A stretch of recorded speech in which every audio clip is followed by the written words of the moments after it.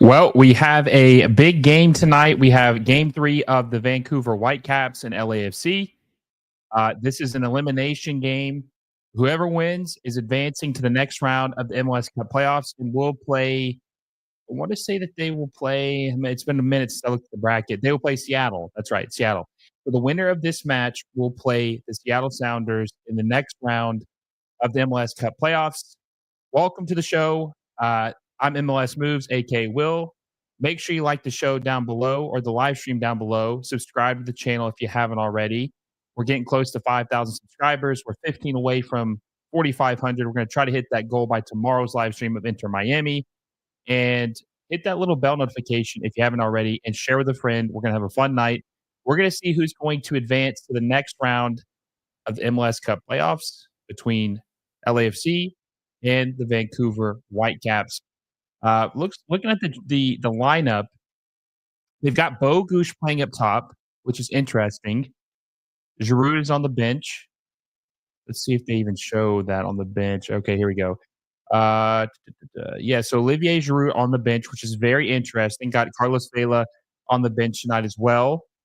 Didn't travel with LAFC to the away game against Vancouver, which was interesting. A lot of people were upset about that, rightfully so, especially because that was a game that could have ended the series. And it's nice to have your best player there, especially even for moral support, right? I mean, you want all your best players to be there. So that was definitely a very interesting miss by him. And it looks like Marlon is starting this game. And I'm looking at any other changes. Pretty much the midfield's the same, and then the wing backs are the same. The only changes I see are is Bogusz starting up top, and then Kike Oliveira starting on the right side. Curious to see how that's gonna pan out. Obviously, they want Olivier Giroud to stand out because they paid all that money for him. He's making $5-6 million a year. So that's surprising that he's not starting. I don't think they've given up on him, but I think that this could be an indication that maybe Giroud won't be starting going forward if they win this game against the Vancouver Whitecaps. Elon Don says, "What's up?" Quadruple K says, "Bogush goal, hopefully. Shouldn't it be starting now?" These games are always delayed. They're always delayed. Anytime you see a kickoff time with Major League Soccer, you always have to add 15 minutes to it, honestly. Mr. Friend of the show says, "Hi, Will. I'm going LAFC 3-1 tonight, I reckon." Isaac says, "Hello, Mr. Moves. Appreciate you all joining us tonight. This is a big game. This is win or go home. There's a lot at stake in this game. It's at BMO Stadium for LAFC. I think they're going to win this game. I think it's going to be close, but I think they'll probably win. Let's say 3-2. I'm gonna go 3-2 tonight, LAFC. But it is interesting, like I pointed out a minute ago. What about Olivier Giroud not starting? Are they giving up on their star striker this early on? $6 million man, most likely between 5 to 6 million, not starting at top, coming off the bench. Matty Bogu starting at striker. This could be problematic for the team. I'm very shocked that they're giving up on him. I thought that you need to play him, and hopefully he can gain form and build into the role, and hopefully start scoring some goals. I think it's way too soon, but maybe they're also just giving. I haven't looked at any of the comments by Steve Shrundalo or anything like that. If they've come out, maybe they're giving him a break. But I do think it's concerning that he's not starting tonight. I really do think that's concerning. Colin Phillips says Whitecaps winning this. That would be a huge upset. Now, we've obviously seen the we've seen that the Columbus Crew, who were the MLS Cup champions last year, lose in the first round to the Red Bulls, get swept. I mean, anything's possible. When you're in a game three, it's an elimination game. Anything can happen. Obviously, the first two games don't matter anymore. It's win or go home. So the first two games are behind them, and of course, they have a chance. Vancouver do, and if Vancouver do beat LAFC, Would it be a bigger upset than Columbus losing to the Red Bulls? I mean, it's a close one because obviously LAFC is the number 1 seed, the Columbus Crew the number 2 seed. So you could make an argument that it would be a bigger upset because it's the 1 seed. I don't know. It's close. It's close. It's very, very close. And like I said, if LAFC win this match, they will play Seattle, and obviously if Vancouver win, they will play Seattle. So it's gonna be interesting, see what happens. LAFC really struggled in that last match. Lost 3-0, got completely embarrassed. We had my friend Nick on and of the Voices in Black and Gold, and we talked about how the team really looked checked out of this match. They looked like they didn't really want to be in Vancouver. That's a bad sign because they didn't ideally, I would think, not want it to go to a game 3. Close it out. Seal the deal. Move on. Don't give your opponent a chance to beat you at home. And if they play like that tonight, I think they will lose. But I'm cautiously optimistic that LAFC will have a good game, a bounce back game. And my prediction, which I'd love to know what you guys think. We got one score prediction right now. What do you think what is your score prediction for LAFC versus Vancouver? I've got it 3-2 LAFC. I think Denny Bouanga has a big game. I think he has a bounce back game. Mr. Mister says Giroux really needed Griezmann to come with him. And look, that's still very likely to happen. But yes, I think that they put all their eggs in that basket happening this offseason, or excuse me, this summer. It didn't happen. It didn't materialize. There were some issues. And you can tell that he's definitely struggling. And they don't really play to his style. And it has made the signing seem regrettable at first, but I still think that it's way too early to be giving up on him. Like I said I said a couple minutes ago, though, I am shocked that he's not starting tonight. I think that it's not a good approach. And by the way, the kickoff's about to start. Looks like the stadium is pretty empty, honestly. A lot of empty seats, but it's LA traffic. It's 7:40 at 7:40 Pacific time. Maybe people are maybe still making their way to the stadium, but it is definitely a very it's a very, very empty stadium, honestly, half empty right now. So it's very surprising. Angel Rodriguez says Vancouver 2-1. That'd be a crazy upset. That'd be a very, very crazy upset if Vancouver were able to beat LAFC in the first round. Now, when my friend Nick comes on here, we'll talk about what happens if LAFC do lose this match. Looks like, was it Aaron Long? Looks like Aaron Long's injured. What will LAFC do if they lose this game? Will they fire Steve Cherundolo? Maybe. I think they should. Steve Cherundolo obviously has had a lot of deficiencies as a manager as far as finals. He won his MLS Cup in his first year thanks to Gareth Bell. And he's really disappointed since then, honestly. The team's good, but the team's well constructed. It's supposed to be good. Like, he's not exceeding expectations with LAFC. If anything, he's underwhelming with LAFC, in my opinion.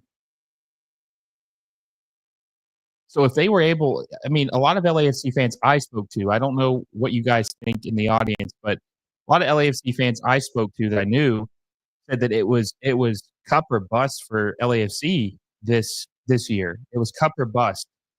And if they get bounced in the first round, I don't see how he keeps his job. I really don't see how he does.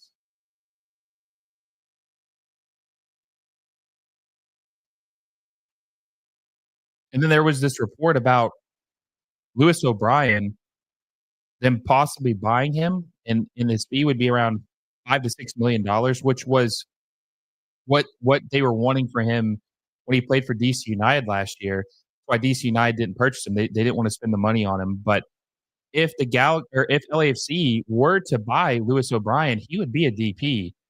And that doesn't really add up because they want to save that DP spot for Griezmann, which leads me to believe that something is definitely in the works rule wise. Like there's something changing because they wouldn't use their last DP spot on Lewis O'Brien when Griezmann is waiting in the wings to come here. So something's definitely brewing. I think something's definitely potentially happening. Master Chef says, hate watching LAFC, white, blue, and gold heart. So I'm assuming you are an LA Galaxy fan. He has Vancouver winning 1-0 over, excuse me. Yeah, Vancouver winning 1-0 over LAFC. Yeah, I don't think it's gonna be a low. I don't think it's gonna be a scoreless match for LAFC. I think they definitely score, but how many? I don't know. Giroud not playing up top really is just surprising to me. Like I said, I don't get that move unless he's hurt. Unless he's hurt, which could be a possibility. But back to the DP thing, right?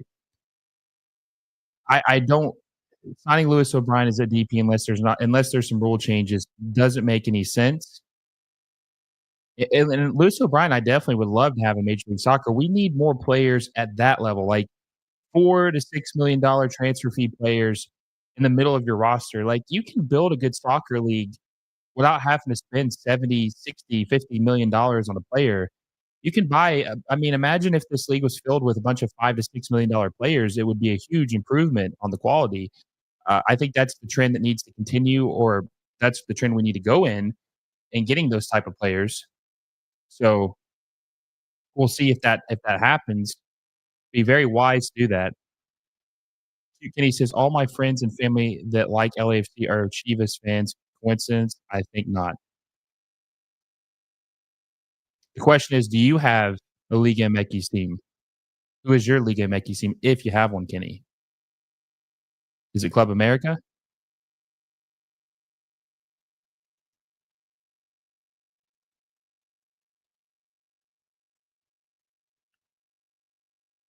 Another question too is if they do get bounced in the first round.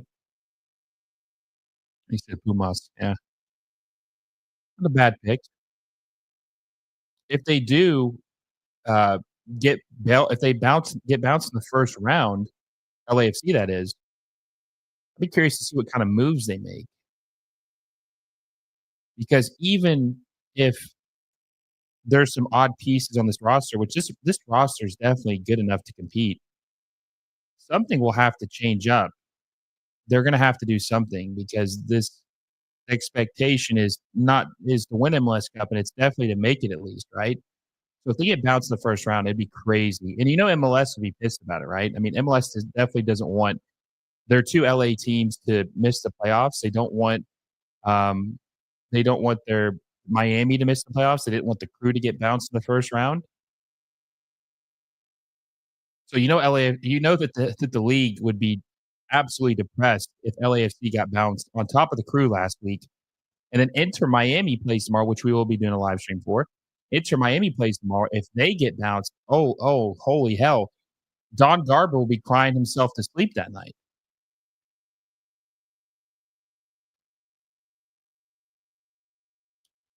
Don Garber will be absolutely in shambles if Miami gets bounced tomorrow night because they really need them, obviously, from a revenue standpoint. They need them the messy bump, right? So we'll see what happens with that. We'll see what happens with that game and obviously with this match. Oh, oh, how many times have we seen Denny Bwanga hit the side netting, man? I swear, at least once a game we see him hit the side netting. He's always getting the fans' hopes up, thinking he scored. He's always hitting the side netting. And keep in mind, last week, LAFC looked really good in the beginning of the game, and they just completely fell on their face. They looked good for the first couple minutes, and then they looked bad. And in the second half, they had a little bit of juice, and then they collapsed again. Just too inconsistent. Adam says they're getting manhandled. Let's see. I speak for everyone. We support Vancouver. Bob says tonight. Angel says it's how he mainly attacks. I'm assuming you're talking about Denny Bwanga. Adam says, sure, but how often does he get a goal in at the very tight angle? I mean, I've seen him score a couple goals at the tight angle, right? I mean, he does have them occasionally, but he does. I think it's more of the side netting, right?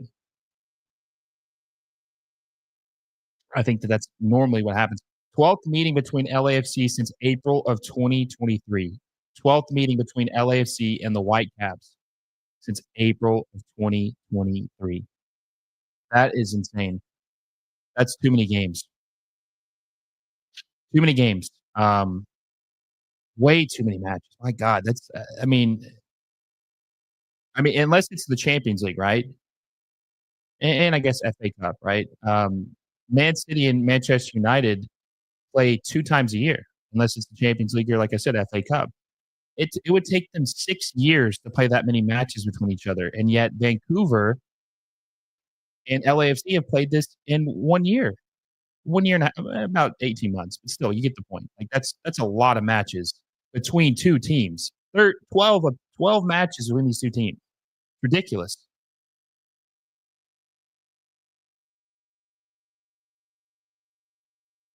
He's good at the near post. Yeah, no, I think Denny Bwanga definitely is good those the tight angle goals, but he does hit that side netting quite a bit.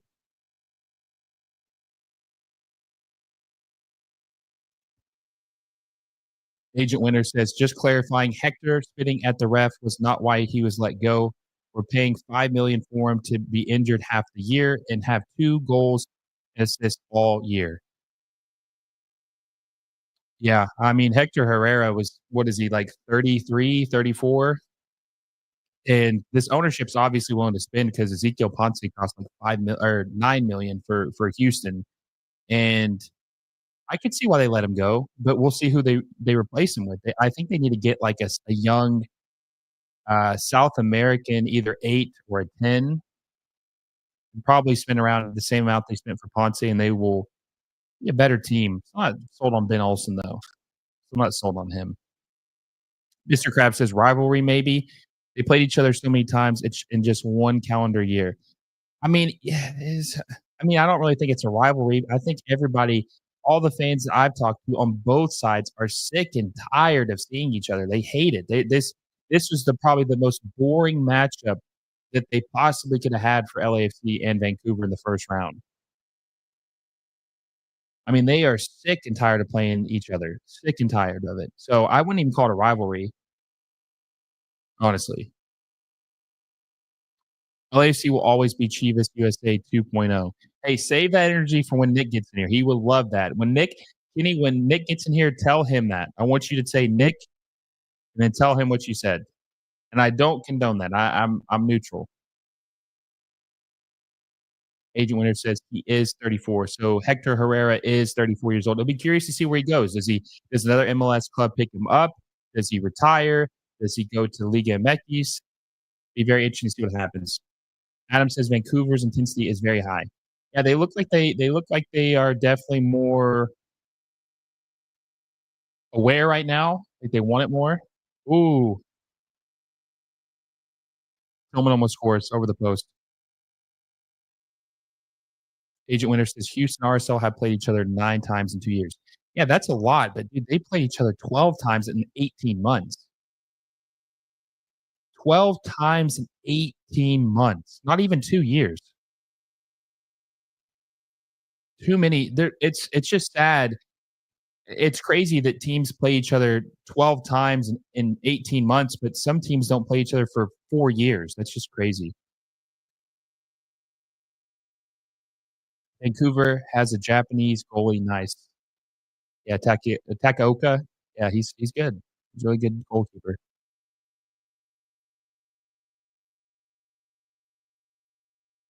The West Coast MLS teams should look more into signing more Asians. Yeah, I mean, for sure. I think that the LA Galaxy have 2. They have Yoshida and Mickey Yamane. They got center back and a right back.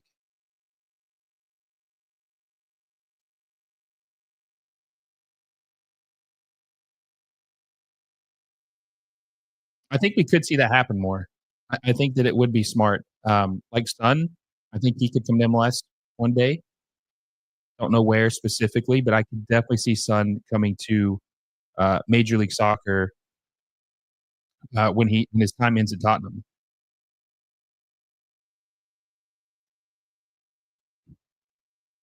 Not gonna lie to you. I know you guys. I know there's a lot of LAFC fans watching tonight. There's a couple Galaxy fans. I think there's just a couple, fans of the show watching with us tonight. But I tell you what, if the LAFC don't kick it up a gear, they're gonna get bounced in the first round, and it's gonna be an epic rant by my boy Nick about this team. I mean, what the hell was that? What kind of pass was that by Denny?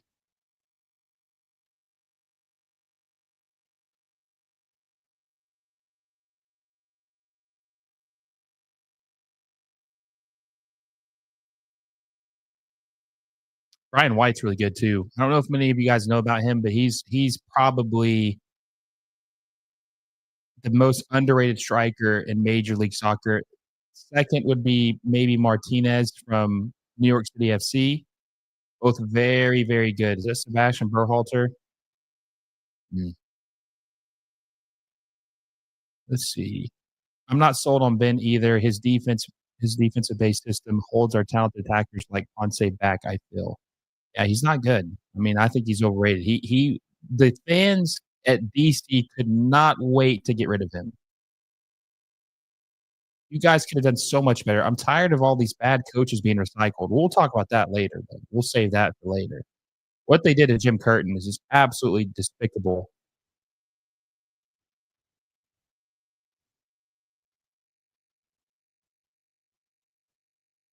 What they did to Jim Curtin was just absolutely terrible. Yamane is one of the best fullbacks in the league. Yeah, he is, especially in the attack. I think he's a very good attacking fullback. I think he's 30, 31 years old. It was a good signing by LA Galaxy. LA Galaxy, look, we're gonna talk about LAFC tonight, but LA Galaxy had a hell of a turnaround. What a job by Will Kuntz. What a job. He did a really good job of building a championship caliber team. The crowd is dead. I mean, it doesn't look very energetic. I mean, I'm looking at it right now, and it looks like it's probably 60% full, 65%. Looks like there's just so many empty seats. I mean, it is a Friday night. It's November. I don't I don't know. It's just kind of a weird time. I think this game we're not gonna get into the calendar debate tonight, but I think this game would probably be more would be higher capacity if it was in the spring. San Jose hired Bruce Arena as coach. I feel for them. Man, that's a great hire for them. He will get ownership to invest more money. He'll be able to consistently have them compete. I mean, he took a team that in New England who's been terrible for years and broke the MLS record for points, had MLS MVP. He's a good coach. I think he'll be very good for San Jose. I think that San Jose will make the playoffs in 2025. I think they will be a playoff team, and they'll probably be very active in the transfer market. They'll probably be very active in the trade market for Major League Soccer. I think they'll be a very good team. Agent Winter says he's a little worse than fairly rated. Ben is a gift sent from the heavens after we had no playoffs for 5 years. Yeah, but I think that was more of the team's investment, not the coaching. I think you guys had. I actually liked Wilmer Cabrera, pretty well. I thought he was okay. I thought he was pretty decent. Like he got a lot out of Cubo Torres. Um, but I think that they definitely haven't spent enough money to really compete. Houston Dynamo, that is. So I think that's really what their downfall's been. I think that they could hire a better coach than Ben Olsen, honestly.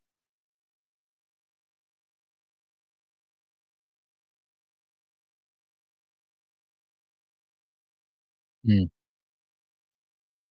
They the LAFC just looked completely out of this game.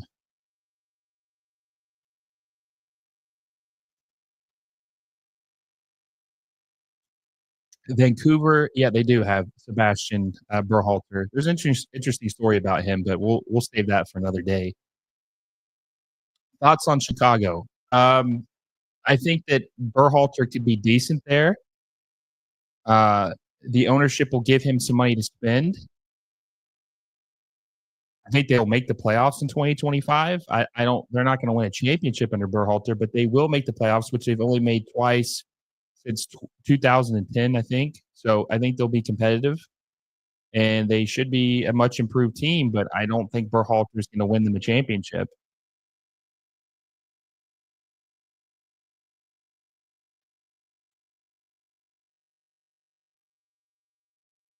Luke says lots of empty seats. Yeah, I mean it's pretty bad. I mean, this is an elimination game. All right, I'm not on the ground there, obviously, but I would love to know from the LAFC fans if they're just upset. Like, are they checked out? I mean, and that's the thing too. When these games are just there's so many of these damn games, these best of three, people are just have this fatigue. And what's terrible too is they're going to after this match, whoever wins, they're going to be off for 2.5 weeks, almost 3 weeks until they play their next playoff game, which is just kills the momentum. Absolutely kills the momentum. So everybody's excited about the playoffs. Everybody's ready to see what happens, see who wins it. And they say, "Hey, did you enjoy that?" Well, guess what? We're taking a 3-week break now. So sorry.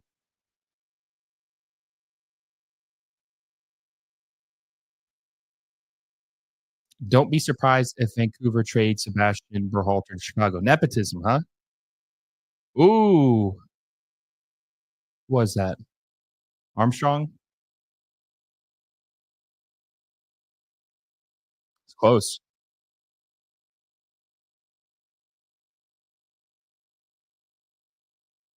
It was a little high, but it seemed like it looked like it had a chance. When I saw your Twitter page the first time, I thought it was an official count of Major League Soccer. I mean, I think that's a compliment. I appreciate that if that's a compliment.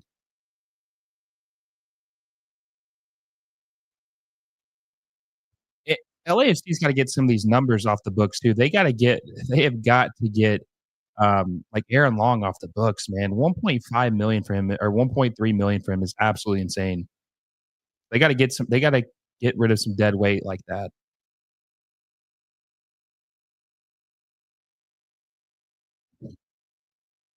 If LAFC aren't careful, it'll be a Vancouver win. Yeah, Mr. 100%. They will fumble the bag and they'll get bounced in the first round, and the fan base will be livid, and be interesting to see if what they do with Steve Cherundolo. But yeah, I agree.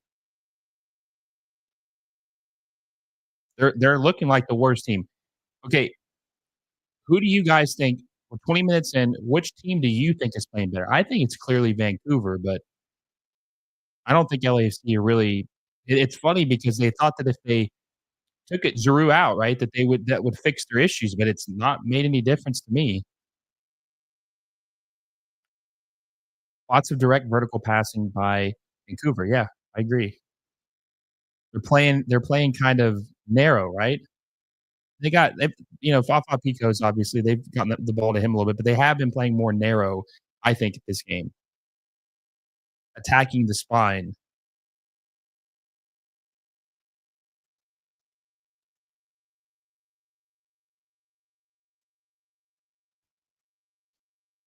Berhalter just has to make Chicago solid. I agree, Will. I can see them making the playoffs. I think they'll make the playoffs. I mean, honestly, guys, if you don't make the playoffs in Major League Soccer, you're a bum ass coach, like in just a terrible team. Like 18 out of 29 teams are making it, and I consider the play in I consider that to make the playoffs because giving you a chance in the playoffs, right? If you win, you're in. So I consider that to be a playoff spot at the bare minimum, right? I mean, if you don't make 18 of 29, you're just a terrible coach and you're a terrible team, honestly. I mean, it's embarrassing. You're a shit team if you're not making the playoffs. I mean, Peter Vermees, how the hell does he have a job? 15 years, one MLS Cup. How did he keep his job longer than Jim Curtin? How does that happen? Makes no sense whatsoever. It's like the NFL could be good, but in the playoffs, one and done, and you're going home. Yeah, I mean, you gotta be consistent. I mean, LAFC though, it's not a one and done. I mean, they got their ass kicked last game, and then they're playing bad right now. I mean, this is 2 games in a row that they're playing bad. Yeah, it's kind of a risky challenge there by Palencia. Let's see. Every game should have a single elimination to begin with, but MLS wants that money. Yeah, they do. I like the original format. I'm just hoping with this new schedule change, we'll be able to have a continuous month. Imagine, guys, it's 2026. You're watching MLS moves. We're having a good time, right? And then there's a game every week for the playoffs. Friday, Saturday, Sunday in April is MLS playoff days for 4 straight weeks. I mean, there'll probably be less games as it goes on, obviously, because there's teams eliminated. But imagine that, and then we don't have any momentum killer because of international breaks or anything like that. Just continuous MLS Cup playoff soccer for 1 month. It'd be beautiful and glorious. I don't know what they're doing. Vancouver versus New York Red Bulls MLS Cup. We are tuned in. Hey, that the Red Bulls look pretty good. I don't know if they like I've said this. I don't know if they got the horses to go the distance, but they are pretty good. They've been very competitive this year.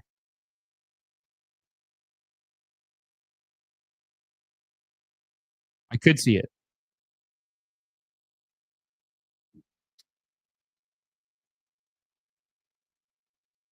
Guys, make sure if you haven't already, like the show down below, share with a friend. Let's grow the audience as much as we can. We're watching this LAFC versus Vancouver Whitecap elimination game. It's win or go home. So make sure you share with a friend and subscribe to the channel. We are 14 subscribers away from 4,500, and our goal is to hit 5,000 by MLS Cup Final Day next month. So make sure you subscribe to the channel if you haven't already and hit the little bell notification so you never miss any of my live streams, watch alongs, or any of my new videos. Charlotte tomorrow can just defend, take it to PKs, and win without scoring a single goal. And hell, they might do that. That might be their winning strategy for the rest of the playoffs. Of course, I think it ends in an elimination game. Does it go straight to P? Does anybody know if it goes straight to PKs in an elimination game, or do they go to extra time in the elimination games of the playoffs? Mister says Sharundalo can't lose a final if they don't make the final. Exactly. Hey, can't lose it if you don't make it. It's 4D chess. Sharundalo is super overrated in my opinion. Okay, this is my argument with Dolo. Right, take Dolo on a good. He's on a good team. Right, put him on an average MLS team, and what would the results be? What would the results be? He's not elevating any team in the league. I actually think he's holding his team back.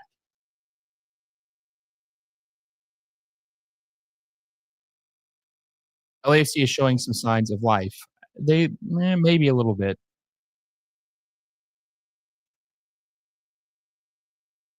So I'm wondering. I didn't check this. Let me look and see if he's on the bench. So no Kai Kamara on the bench. It's interesting. He's not injured, is he? By the way, I hope this. I think it's called FOTMob. I hope that's a little better. We used to use SofaScore, but it had a lot of issues. It would always freeze, and I feel bad because you're watching the game, and maybe you guys aren't watching the game, but you're watching the stream and checking the score on my screen, and oh, what a save by Hugo Lloris! What a save! Is that Brian White? What a save!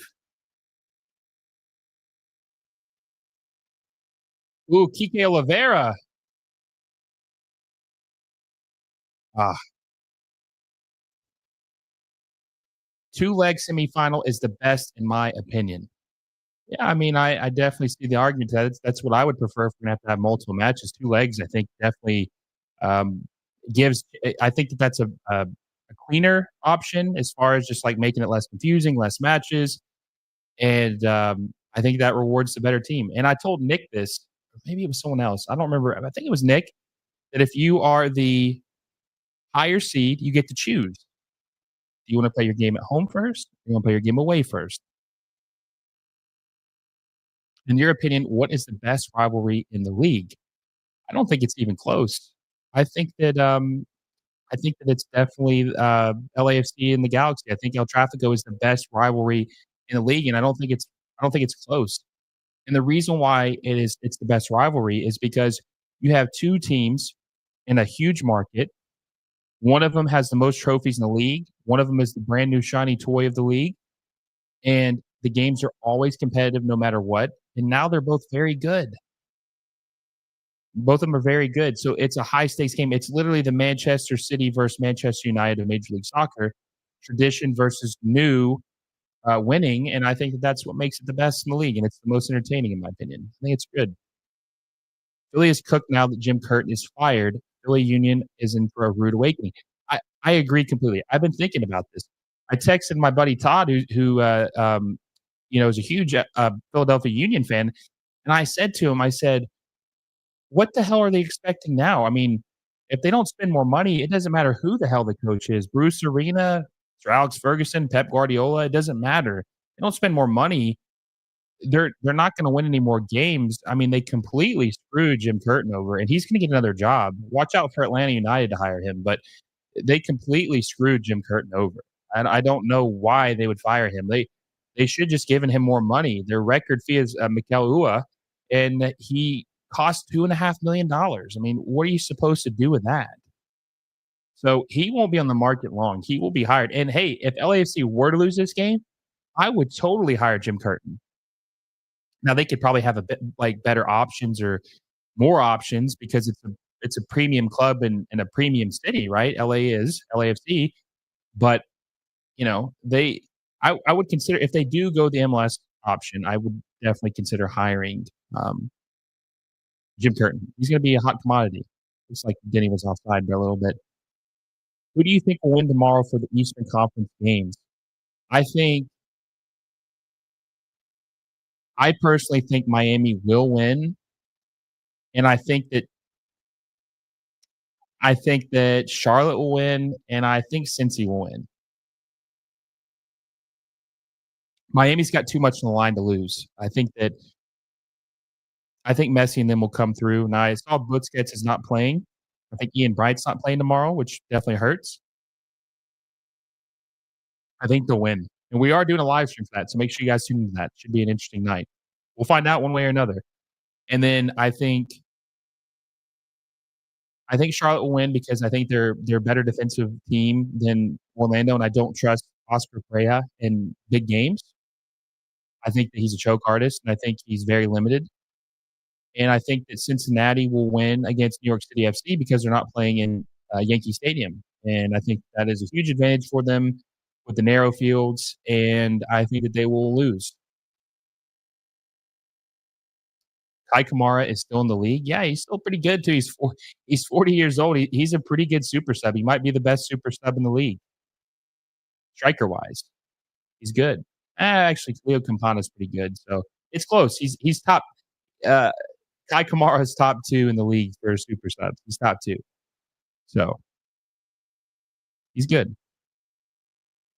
He's good enough to at least be a super sub at this point. Yeah, I agree. Kai Kamara's been good for LAFC.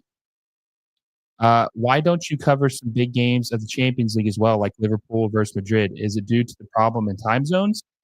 I mean, it's not that. I'm just an MLS channel. I cover the USMNT too because I'm a fan, but I don't know. I just haven't really had interest in doing that. Maybe one day, but I just enjoy covering Major League Soccer. Plus, I have a Premier League team, or a Champions. Or I have a Premier League team, and I like Barcelona in the Liga. And I think what's unique about Major League Soccer is I don't have a team. I don't support anybody. So you guys are hearing an unbiased perspective of someone who doesn't support any team. I don't root for anybody to win. I just watch the games and give analysis. I think that's what makes me unique, as far as this goes. I haven't met a single person who covers Major League Soccer who doesn't have a favorite team. I'm like one of the only ones. I don't have a favorite team. I like them all equally and hate them all equally. LAFC is Kai Kamara's what, 10th MLS team? I don't think so. I think it's like maybe hell, maybe it isn't 10 now. I don't know. I think it's more like close to like 7 or 8. I wanted Jim Curtin at Chicago, but Greg isn't a bad hire. Now, hey, that would have been I think that would have been a really good hire. I think Jim Curtin would have been a good hire, a better hire for Chicago, but hey, it's too late now. So, um, we'll see what happens with Greg. I think he'll be fine. I don't think he's gonna be great. I don't think he's gonna win MLS Cup, like I said, but I think he'll be fine. Nashville versus Toronto FC, obviously. Jim Curtin would be a much better choice for a coach for LAFC. I think that would be a good coach. Like, yeah, I think that could be a good coach. Is Hugo Lloris the first big superstar goalie in MLS? I can't think of anyone unless you want to count Tim Howard. They had oh god, what was his name? The goalkeeper for the Galaxy, Mexican legend. Let's see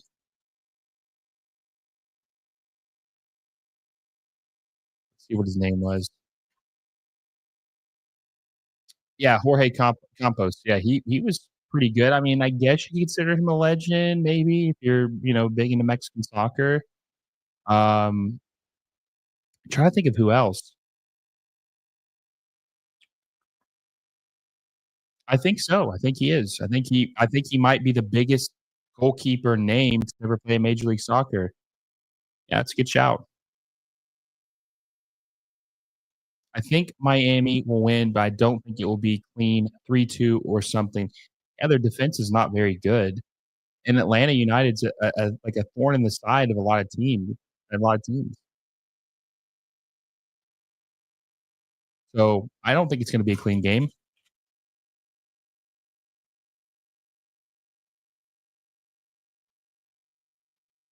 I think it'll probably be a very it's gonna be probably a close game.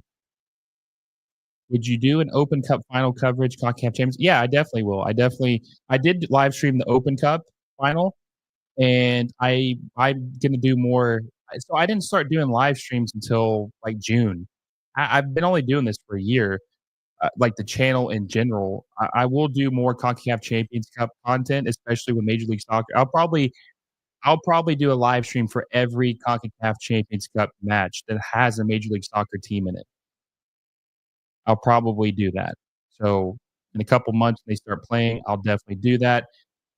Who is your Premier League or your Premier League team? I'm a Man City fan. It's the Barca ties. I like Man City and I like Barcelona. But Barcelona is my team. Like that is my favorite soccer team outside of the USMNT, obviously. But if I had to pick one club to ride with for the rest of my life, I'm picking Barcelona. That's my team. I like Man City though. And one of the reasons I like Man City is because I thought it was cool that obviously, being a kind of subpar team, and I know money can help, but like being like running the Premier League just because of how they built it and the investment they had. And I also like them because they got an expansion team in Major League Soccer. They obviously founded New York City FC, and I liked them and appreciated them because it felt like they were trying to get into the North American market and try to uh, make Major League Soccer better. So I had an admiration for that. I know some people say City Football Group's ruining soccer, but I appreciate what they've done. I really do. I would say Man City's my favorite Premier League team.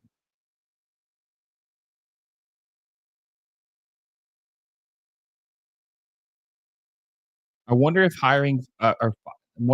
the Fire hiring Greg will bring back the rivalry between the Crew and the Fire they used to have. I mean, it could. I mean, it's a Stormers club. They're good, but they're gonna have to win some games, or it's not gonna matter. I mean, in a rivalry, you gotta win, or it's not a rivalry. Guys, my prediction might be terrible. Honestly, this might go to PKs. I'd like to think someone finds the back of the net, but it's not looking too good. You could say Berkey is a goalkeeper. I mean, Berkey's good. I mean, he was pretty good at Dortmund, but I don't think he was what you'd classify as a superstar. Hugo Lloris is a World Cup winning goalkeeper. Played for Tottenham for what, 11, 12 years? I'd say he's definitely. I mean, could you make an argument that Tim Howard's a bigger profile than Berkey? I think you could.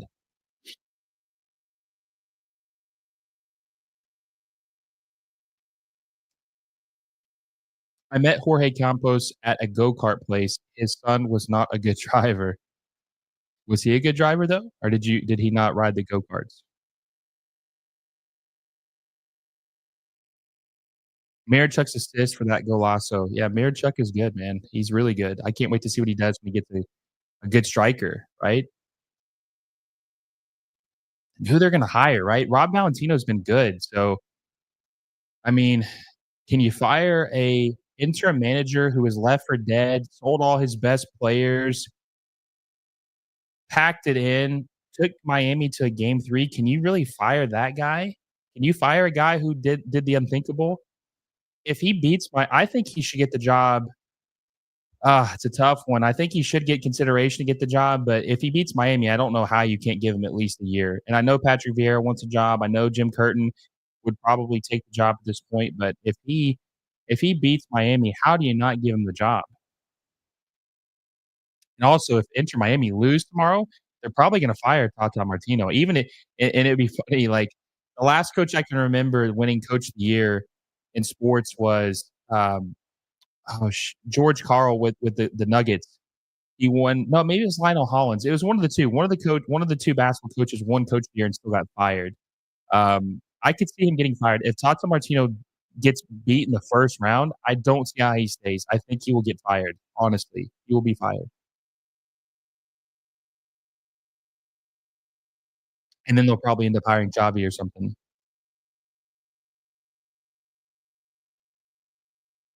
Do we have any spots in the upcoming Club World Cup? Yeah, we have 2. We have Inter Miami and we have the Seattle Sounders. That's our 2 teams in the Club World Cup, which is next year in 2025. We don't have a lot of superstar defenders in general, but here's the thing, they're gonna wanna change that. Jorge Mas wants to compete in the Club World Cup. He wants to make MLS look better. He wants to help them have a good oh, what a bad turn what a bad giveaway.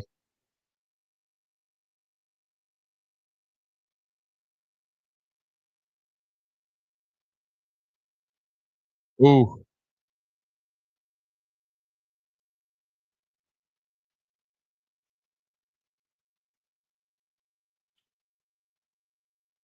they're threatening. Should look a little better.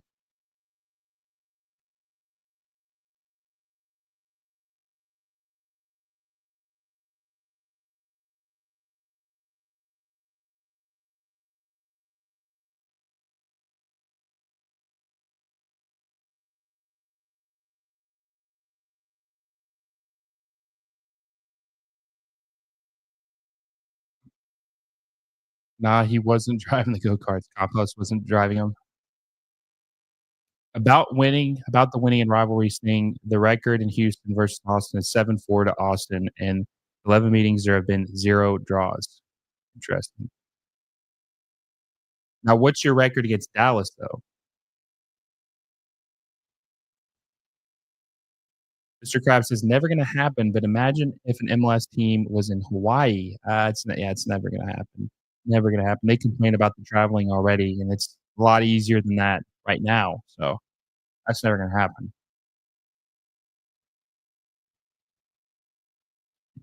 Unless one day you can just instantly teleport to Hawaii, but you had to fly, it's not gonna happen.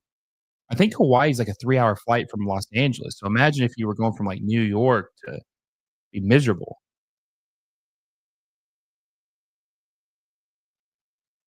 They are supposedly ooh, dude, Palencia's had a couple pretty bad not bad challenges, but suspect challenges. He's pushing for a yellow card at this point.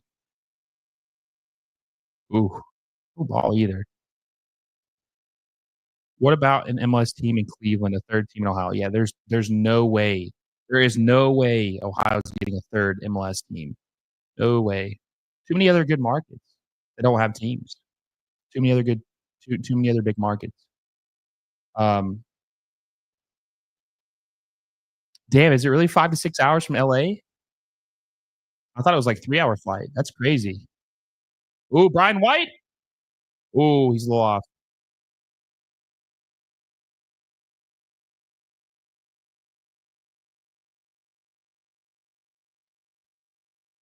They're threatening.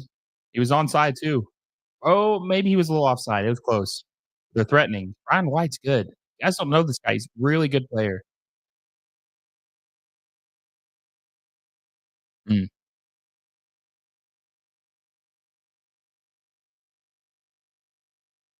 Record in Dynamo versus Dallas is Dallas 19 wins, Houston 15 wins, 20 draws. Wow, that's a lot of draws. More ties than wins or losses. What about a third MLS team in Florida, say Tampa or Jacksonville? There's just too many teams, two other markets. I mean, you're gonna have a team in Phoenix, you're gonna have a team in Las Vegas, probably a team in like Detroit, Indianapolis. That's four.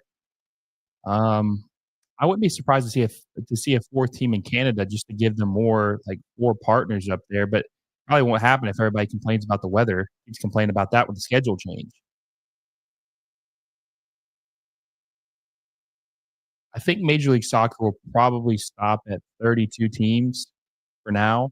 I get to 36 eventually, then have it split off to MLS 1, MLS 2. What a pass by Fafa Pico.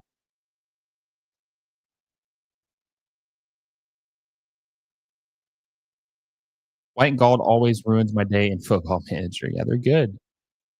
Dynamic duo, right? I could see a team in New Orleans one day. I mean, maybe Mr. I don't know if there's a lot of soccer interest in the state of Louisiana. I've never been there, so I don't think there's an appetite for soccer there, but I could be wrong. And I think that a lot of, Louisiana, like, especially the northern part, I think it's only, like I wanna say it's only a couple hours away from Dallas, so it's not that far.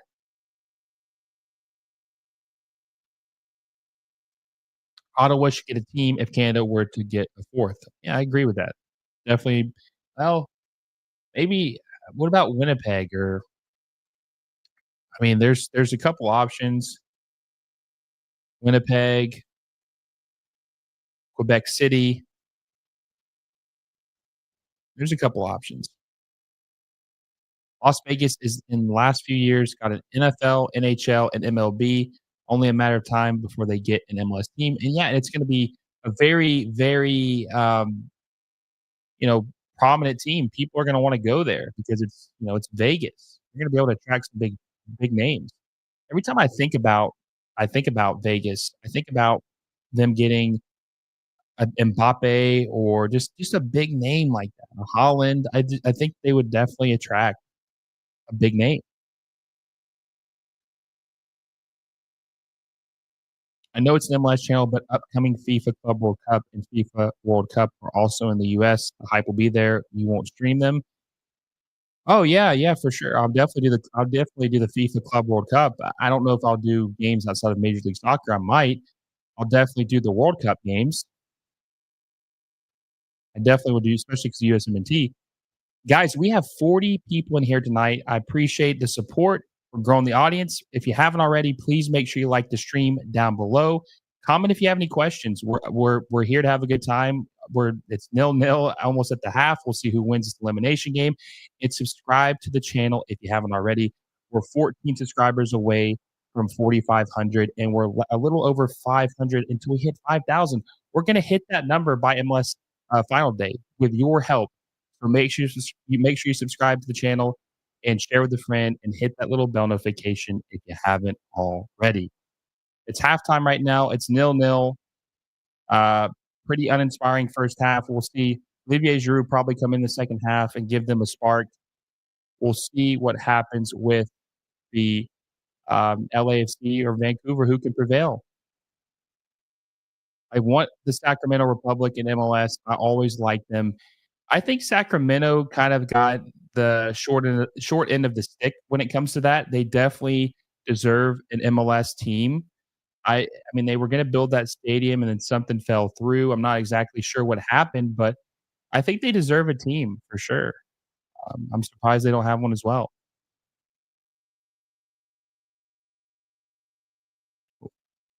Edmonton, Nunavut, Ottawa. There's all kinds of cities that get a team, right? Agent Winters says, "I have a let's see, have a huge shout for expansion team, Oklahoma City, decent market, stadium currently being built. My grandfather lived there in the '70s, and he said they have a very big soccer appetite." Yeah, what is it? This was it the Oklahoma City Energy, I think is their USL team. I think they have a pretty big fan base. I can see Oklahoma City getting an MLS team. Not exactly sure what the weather is there, but I think it's relatively warm most of the time. I think they're looking to go in more warmer climates these days. I could see that happening. I don't think that would be a priority market, but I could see it being one of the last teams to join the league. I can see Senjo Tonali and Ivan Toney going to Vegas. Yeah, because the gambling, right? I could, yeah, might not be a good fit. Imagine MLS added a team in Mexico. I don't think that they legally can do that. They barely get away with it with, Canada because I was talking to someone about if they were ever to merge Mexico and, Liga MX and Major League Soccer, but I don't think they can do that. I don't think we can do that, honestly. I think that's against the FIFA rules or something like that. But then again, they were trying to do the Super League. I don't know. I don't know if they could do it. Maybe they do merge one day. I'm trying to think of random Canadian cities. Yeah, I know. I need to look at a map. Indy, yeah, Indy, I think is one of the top 2 expansion cities right now for Major League Soccer for sure. I think they definitely are an expansion candidate for, Major League Soccer. Now a lot of people are mad because the Indy 11 just built a brand new stadium or plan to build a brand new stadium. I think the mayor was, promoting it obviously, and that would be, um they are trying to undercut that. I think that they definitely are trying to undercut the Indy 11, and that would suck because they're gonna build a very nice stadium. I don't remember what the capacity is for it, but what about Louisville? I mean, Louisville's got a very good fan base, and they just built a very nice stadium. Um, I don't know what the seat capacity is. I think it might be a little small for a Major League Soccer team. I'm gonna look that up real quick and see what the actual size of Louisville City, stadium. Okay, so it's only 15,000. It's kind of a small stadium. It's a little too small, but it does look like they could possibly expand it. But dude, that's honestly a nice size stadium for a USL team. They spent 65 million on it. It's not the biggest stadium, but I mean, they could maybe make it work. I think the smallest MLS stadium right now is PayPal Park with San Jose. It only seats like 19,000. When I was younger and heard of Chivas USA, I thought the Mexican team was joining Major League Soccer. Yeah. That just unfortunately was their B team, right? It was the forgotten child of the Chivas family.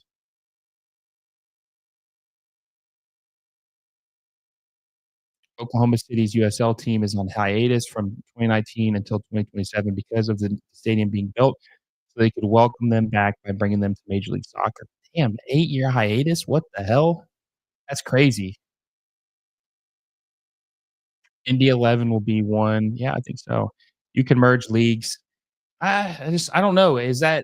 Would that hurt Major League Soccer to merge with, why is Mark DeSanto speaking instead of Dolo? Would that hurt Major League Soccer to merge the Liga MX though? I mean, isn't it better to have 2 strong leagues instead of 1 strong league? I mean, you'd make a lot of money, Club America, Chivas, Tigres, Pachuca, Monterrey. I mean, you'd have a lot of good clubs in LA Galaxy, LAFC, Inter Miami, New York City, Columbus Crew, but you would probably have to do some promotion relegation. You couldn't take them all. You would have to have like a probably 20 team first league, so it'd be difficult to see who stays and who leaves, right? How did Canadian teams join Major League Soccer anyway? They just didn't have a league, and they wanted to be part of a good soccer league, and Toronto FC was their first team, and they joined in 2007, and obviously the Raptors and the Blue Jays play in American leagues, so it's not totally uncommon. It just doesn't happen in the NFL or and then in hockey, obviously, there's several teams. I think they wanted to capture the Canadian market, and they did. The Canadian Premier League will never be better than Major League Soccer, and I don't know if anybody cares about any Canadian Premier League team as much as they care about Toronto or Vancouver or Montreal. That league would be way too big. Yeah, it would be way too big. Like there's 47 teams between Liga MX and Major League Soccer, and there'll be 48 next year with San Diego coming in.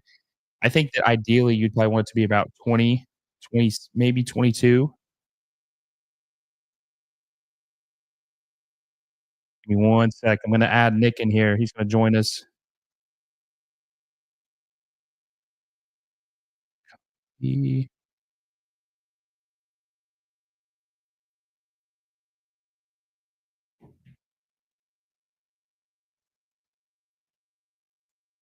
Terrible how the mayor turned his back on the Indy 11. So I had it wrong. He did kind of, like, leave them out to dry. So he wasn't in favor of Indy 11, he was kinda, like, screwing them over.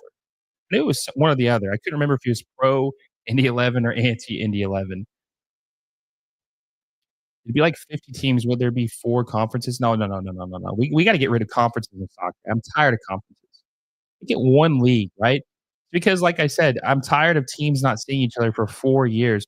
Nobody wants to see Vancouver and LAFC play 3 times in a year. They wanna see them play the Red Bulls or Columbus or New York City FC or Miami, Orlando City. You look that up. I'm curious about this. When is the last time Vancouver played Orlando City FC? When's the last time that happened? Let's see. Wow. Okay, they played this year. They played this year. But before this year, is that correct? Let me make sure I'm getting this right. Uh, uh, there's no way that's right. Is that right? Okay. So Orlando City hasn't played Vancouver. Are you ready for this? Orlando City hasn't played Vancouver since April 20th, 2019. Think about that. April 20th, 2019. That's the last time Orlando City SC played the Vancouver Whitecaps. That is absolutely insane. Holy hell. That's crazy. They haven't played in 5 years, so if they play next year, they gotta play next year. It'll be 6 years since L I mean, how are you in the same league at that point? How are you in the same league at that point? How do you go 5 years without playing a team, but Vancouver and LAFC play each other 12 times in 1 year? Like, how the hell does that happen? And I just pulled a random team. I was thinking, wait a second. So I know Miami's played Vancouver recently. I don't remember the last time I saw Orlando City. It's like they're not even playing in the same league. And that's the reason why you don't crown the supporter shield winner is the champion of the league. You can't do that when your teams don't play for 5 years. Keep in mind, there have been Premier League teams that got promoted, obviously to the Premier League, got relegated, got promoted again, got relegated, and promoted again 3 times who have played more recently than Vancouver and Orlando City SC, and they've been in the same league the whole entire time. That's crazy. You can merge leagues. Belgium and the Netherlands wanted to do that. However, teams in the lower divisions complained mainly in the Netherlands, and they backed down. That would probably make a stronger league, right? Having Bruges and Genk and Gent and with Ajax and Feyenoord and PSV, that probably would make a better league and more money too. It would hurt the lower teams. MLS should have divisions within the conference like the NBA or NHL.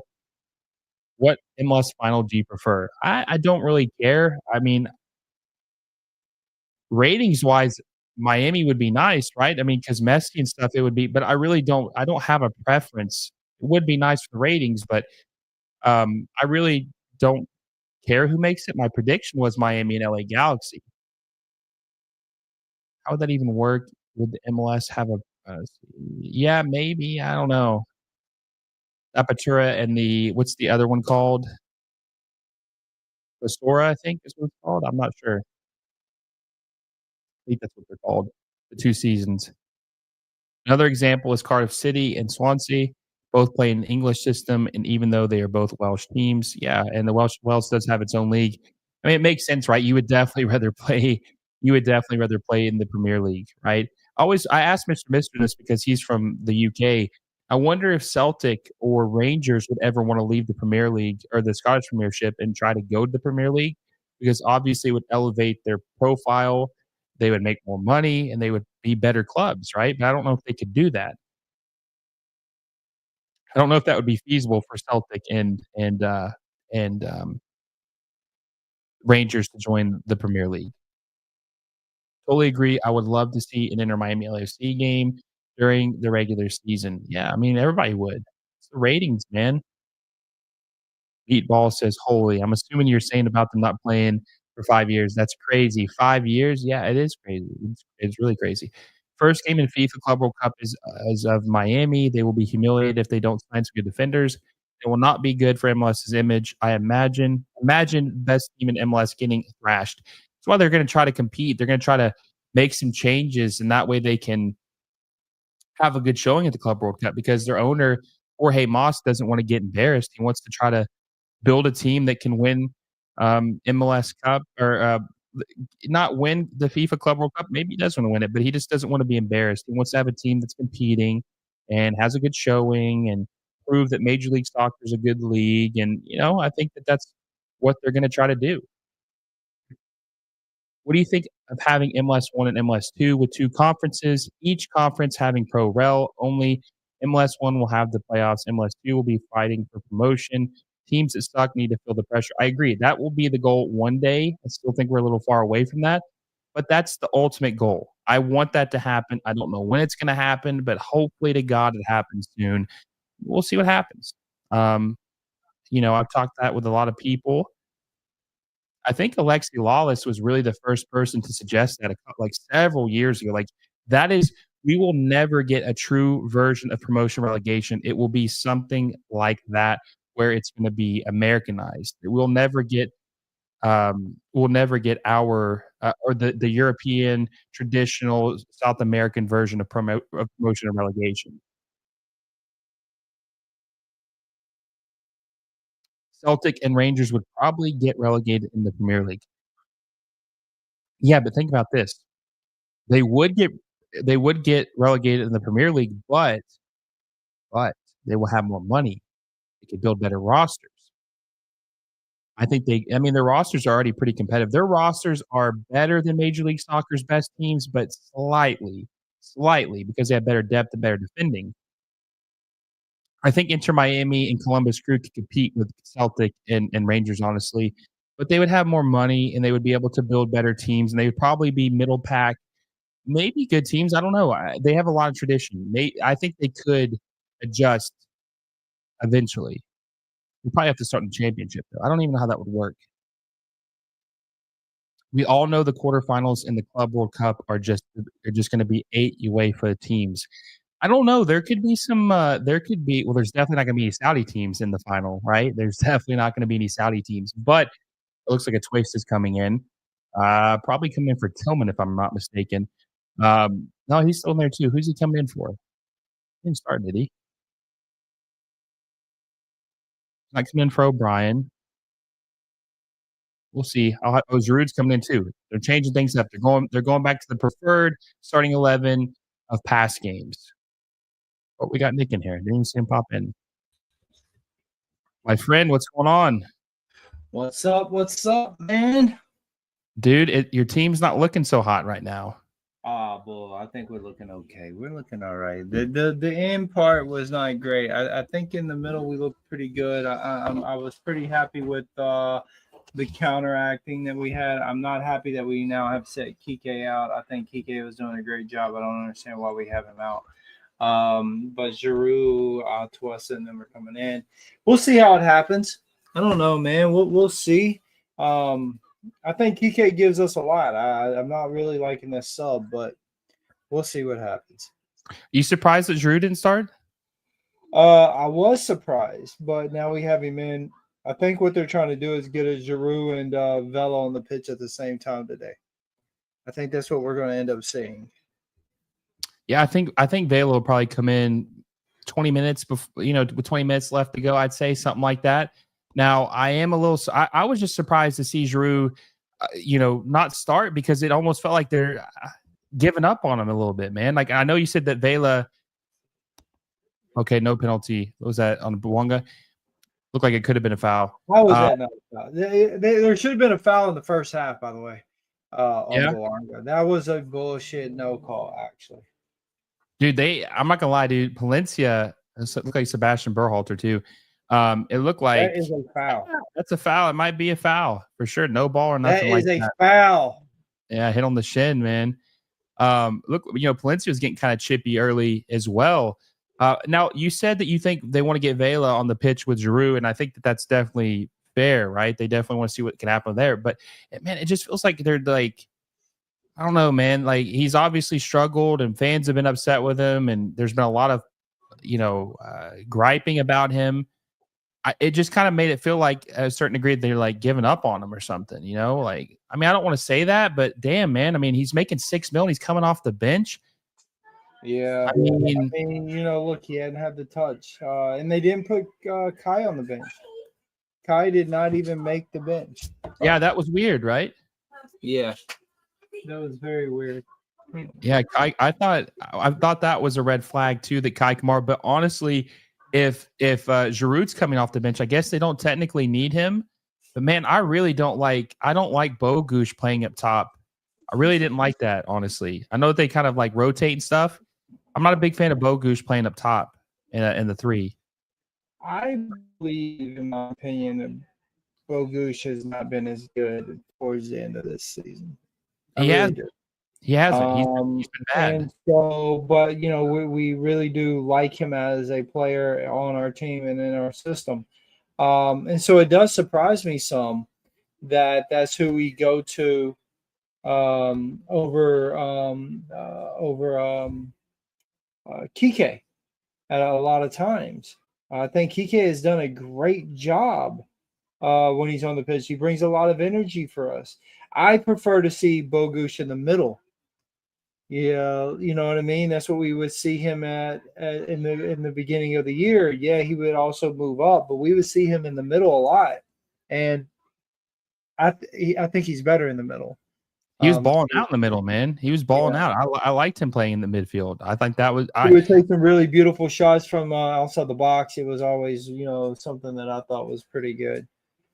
So you were watching the phone or the game on your phone. Obviously you had some obligations. Yeah, I was who do you? watching it all on my phone, man, and listening to it in the earphones or earbuds, whatever you want to call it. And I haven't missed a beat of it. Lucky enough, I got here for halftime, so I appreciate you having me, bro. Of course, anytime, man. And by the way, guys, this is the #1 podcaster for LAFC, Voices of Black and Gold, my good friend Nick Chastain. So make sure you give him a follow on Twitter. His @ is exactly what you see down there, _Nick Chastain _. And also make sure you give his podcast a follow and a subscription on YouTube, Voices of Black and Gold. Now, what a nice play by Denny Bouanga. Who do you think was the best player for LAFC in the first half? Of this game? Yeah, of this game. Yeah. I mean, look, it has to be Bouanga, even though he didn't get on the end of any. He's really trying a lot. I also think O'Brien has done a great job. I like O'Brien. I've told you that. I like O'Brien. We've talked about this before, right? Like, I think O'Brien fits well. They're talking about giving this guy, I think it's somewhere around $6 million or something like that to come back next year. That's the conversation or something like that. So we'll see what happens with it. But I'm an O'Brien fan, man. I think he's done a great job. But for me, it has to be Bouanga. I think Bouanga was giving us some chances. Let me pull up foot mob and just see. I mean, I'm pretty sure. Let's see what he had on goal. Who is your standout player? Let me hear that first. I think it's Hugo Lloris, man. I think he. Oh, okay. Well, yeah, I can agree on that. Yeah, man. I think he had a nice save in the first half. I think he's given the back line is very inconsistent, but I think he gives him a little bit of confidence, right? You feel good with the old man in goal, right? Yeah. I think without him, this game would probably be 1 or 2-0. He's kept them in this game. He tried to keep him in this game last match when they lost 3-0, but obviously obviously it was a struggle on the road, and he did as much as he could, but the defense was a huge liability. And I think that he has, in the chat earlier, we were saying that Denny or Hugo Lloris has to be. Ooh, Lewis O'Brien with the bicycle attempt. I think that you have to say that Hugo Lloris, man, is probably the biggest name and goalkeeper this league has ever had.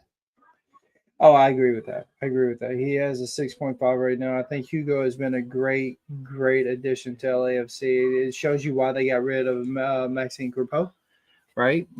Yeah. You get a guy for that price. I mean, look, LAFC is going to have a lot to talk about. I mean, they're going to have a lot to talk about, bro, when it comes to the off season, because there's going to be some guys that want some money, and hopefully MLS does some things to open some stuff up. But looking over here at FootMob, let's see. Yeah, Denis Bouanga sitting with the 6.6. But actually, to be honest, the best person that they have was Hollingshead. Hollingshead did have a pretty good game, or a pretty good first half.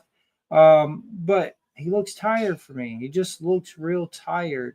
And that's not what we need. We need, what we've seen before he got hurt at the beginning of the year. Sitting here looking, we only have 4 shots at goal. 4 shots and 0 on goal. It's, if you remember, we talked about this on the last game. They didn't have any shots on goal until the end of the game. What a whiff. That's pathetic. That's not good at all. Timothy Tillman, not a good take right there at all. That was not good. That was a piss poor chance right there by Tillman, which could have been an absolute goal if he would have hit that correctly. I'm not a big Tillman guy, man. I'm really not. I know that a lot of Tillman. things say what? I like Tillman. I don't know, man. He just he disappoints in these games, man. I think he disappoints in big games. I don't know. I just think that they got a lot of midfielders who have talent and look good sometimes, but they just never look good all the time. The only midfielder they have that looks good every time he's on the pitch is Lewis O'Brien. I think he's the most consistent midfielder they have. I think he is the best midfielder they have. And Tillman and Atuesta are just way too inconsistent. And it's frustrating because you see them play good. They just don't do it consistently. No, I mean, I agree. Look, if you watch our show, man, or if you watch my show and you hear things that I've talked about, Atuesta has been one that we have been down on, right? It was really a staple for LAFC before he went to Brazil. And, he didn't get the playing time that he wanted in Brazil, but he picked up a couple of habits there. Close by Denis Bouanga. Oh, you're a little ahead of me. How the hell are you ahead of me? Picked up a little, some habits that I'm not too crazy about for him to have. It's the whining, it's the crying, it's the flopping, it's stuff that I'm not real crazy about. And he came back this season with a lot of that. Yes, he has heart. He has what we like with the black and gold to say, hey, this is my family. This is what I do. And I appreciate that. But I don't like the complaining. He has grabbed yellows for things that he shouldn't have grabbed yellows for. And it becomes a situation where you're like, dude, come on, man. Like, just play the game. And you've seen that. Like, since O'Brien has been there, he has not got as much playing time. Facts. He just has not got as much playing time since O'Brien has been here. And I think it's because of that type of play. Oh, that was close. Chat, I want to get you involved. Give me a 1 out of 10. How confident are you that LAFC will win this match? 1 out of 10. How confident are you LAFC will win this match, Game 3 against the Vancouver Whitecaps, to advance to the next? Say what? How confident are you? I'm gonna wait till the chat gets involved. I want to see what the chat thinks about it. Chat was pretty confident last time, I think, or maybe they weren't. Hell, maybe they were pessimistic. Meatball says he said he's got a 4, man, so he's not feeling too good about it. There are a bunch of 4s. Oh man, we got a bunch of 4s over here. That ain't good. Says a 4, man. That is not good. Yeah, I know. I think I want to say last game you were down too, because I remember we asked the chat and they were all like pretty low. Let's One. see, a 1, man. Damn. Now, be honest. Are you a Galaxy fan saying that? Are Yeah, you that's actually what I want to know. Another 4. Oh man, none of not these can be for it? LAFC fans. None can be LAFC fans. Come on, I guys. think they are, man. I think they are. I think they're concerned about their team. I think they're concerned about their team. That last match that me and you did the live stream for was like pretty bad, bro. I mean, that was. No, it I mean, was. it It was can. pathetic, is what it was, right? It was No heart, pathetic. no urgency whatsoever. Now we are seeing heart and urgency, right? It's 0-0, 0-0, however you want to call it. And look, they have had 2 shots at on goal, Vancouver. And I'll tell you this, we have let them possess the ball a hell of a lot more than we did the last game. Yeah.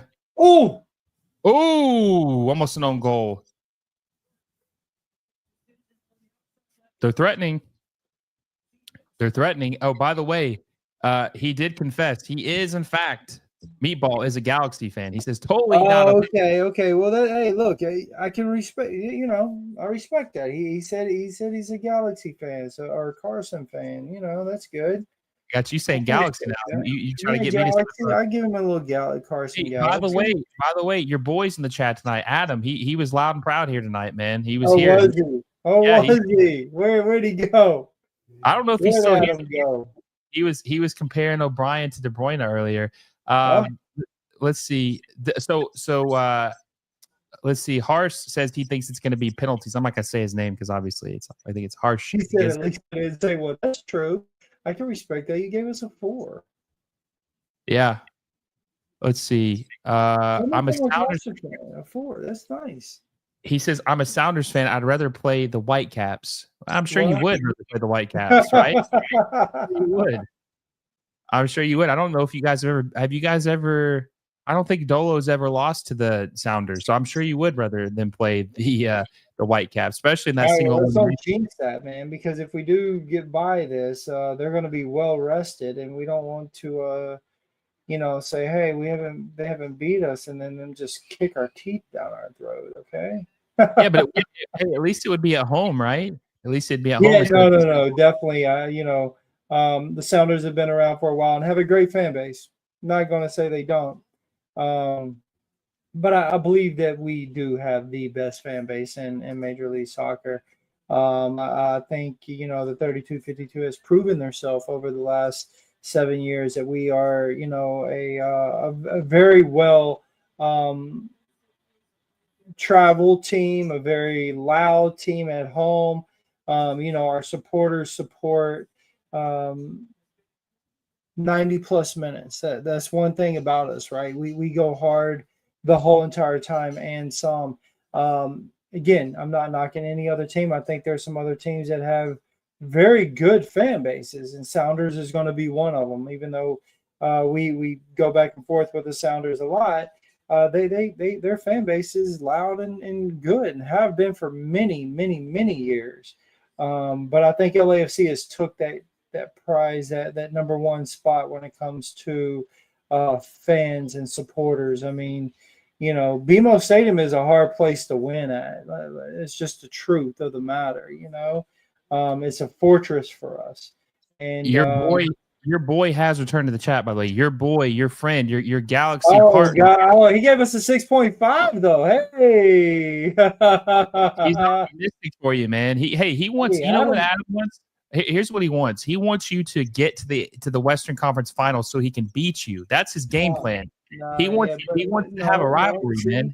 See, Adam and I we talked about this on the last chat, didn't we, Adam? He wants us to get there, and we're going to have a hardcore battle. We're going to be on here as we're watching, right? And we're going to just go at it. And then after we're going to be cool, man. And then he's going to come on over to the Voice of the Black and Gold. We're going to talk about it, aren't we, Will? We're going to talk about it with Adam. We got to get Adam's information so we can get him on the show, man, because he's one of the truest Carson fans I think I've ever encountered. And I don't say that lightly, Will. You know me. Adam is single-handedly the biggest LAFC fan that's an LA Galaxy fan. It ain't even close. Don't It do ain't that to him. No, that's not fair. Don't do that to him. He keeps it real and he keeps it true. And I appreciate that about him. He was being 100% real the whole time on the last episode. I'll tell you that. Yeah, Mr. Man, he's a loyal listener to the show. He shows up every live stream and video. I appreciate his support. He says it's enough being an Arsenal fan. I don't need any other team that almost gives me a heart attack sometimes. Hey, Well, man, that's us at times. Up. Oh, Matty Bogusz scores for LAFC, puts them up 1-0 on the board. The 61st minute of the match. LAFC 1, Vancouver Whitecaps 0. Let's go. Wow, man. And listen, hey, this is the thing where it's like reverse psychology. You say, man, I'm disappointed in Bogusz. He hasn't been good. And then he said, hey, man. Hey, it's that reverse psychology on your show, Will. If I don't do it, I get spanked. And then I make myself look like a freaking idiot. But once I come on here and I just, I keep it real like Mr. Adam over here, I get the heart into the boys and they say, okay, I got to prove Nick wrong. I can't have the voice of the black and gold. I can't have them talking this mess about me. And then he comes out and he does this. I mean, this is just beautiful. That was a beautiful play. Beautiful run. Beautiful. That was beautiful. I mean, the whole thing was beautiful. Yeah, I love that. I love that. Great team play right there. He says Adam says you got to make some calls to get Will Kuntz back, dog. That's what he says, man. He says you got to get the guy back, the genius, the cook. Nah, we good. Look, how do I say this? It was weird letting Will Kuntz go, if I'm honest. The fan base was sort of torn about it, right?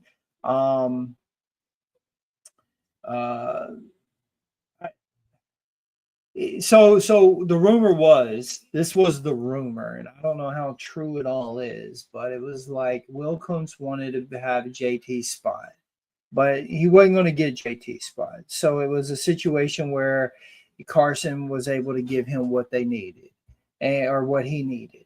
And, from what I'm told is that he really wanted to stay at LAFC, but he wanted that spot. He wanted to be the main man. And him and JT had worked on getting a lot of these people. Gabriel Peck and these guys, like they had already talked about these people. And, I think when Will went and had that conversation with Carson, he was like, well, this is what they're doing. This is who I'm willing to bring over or try to.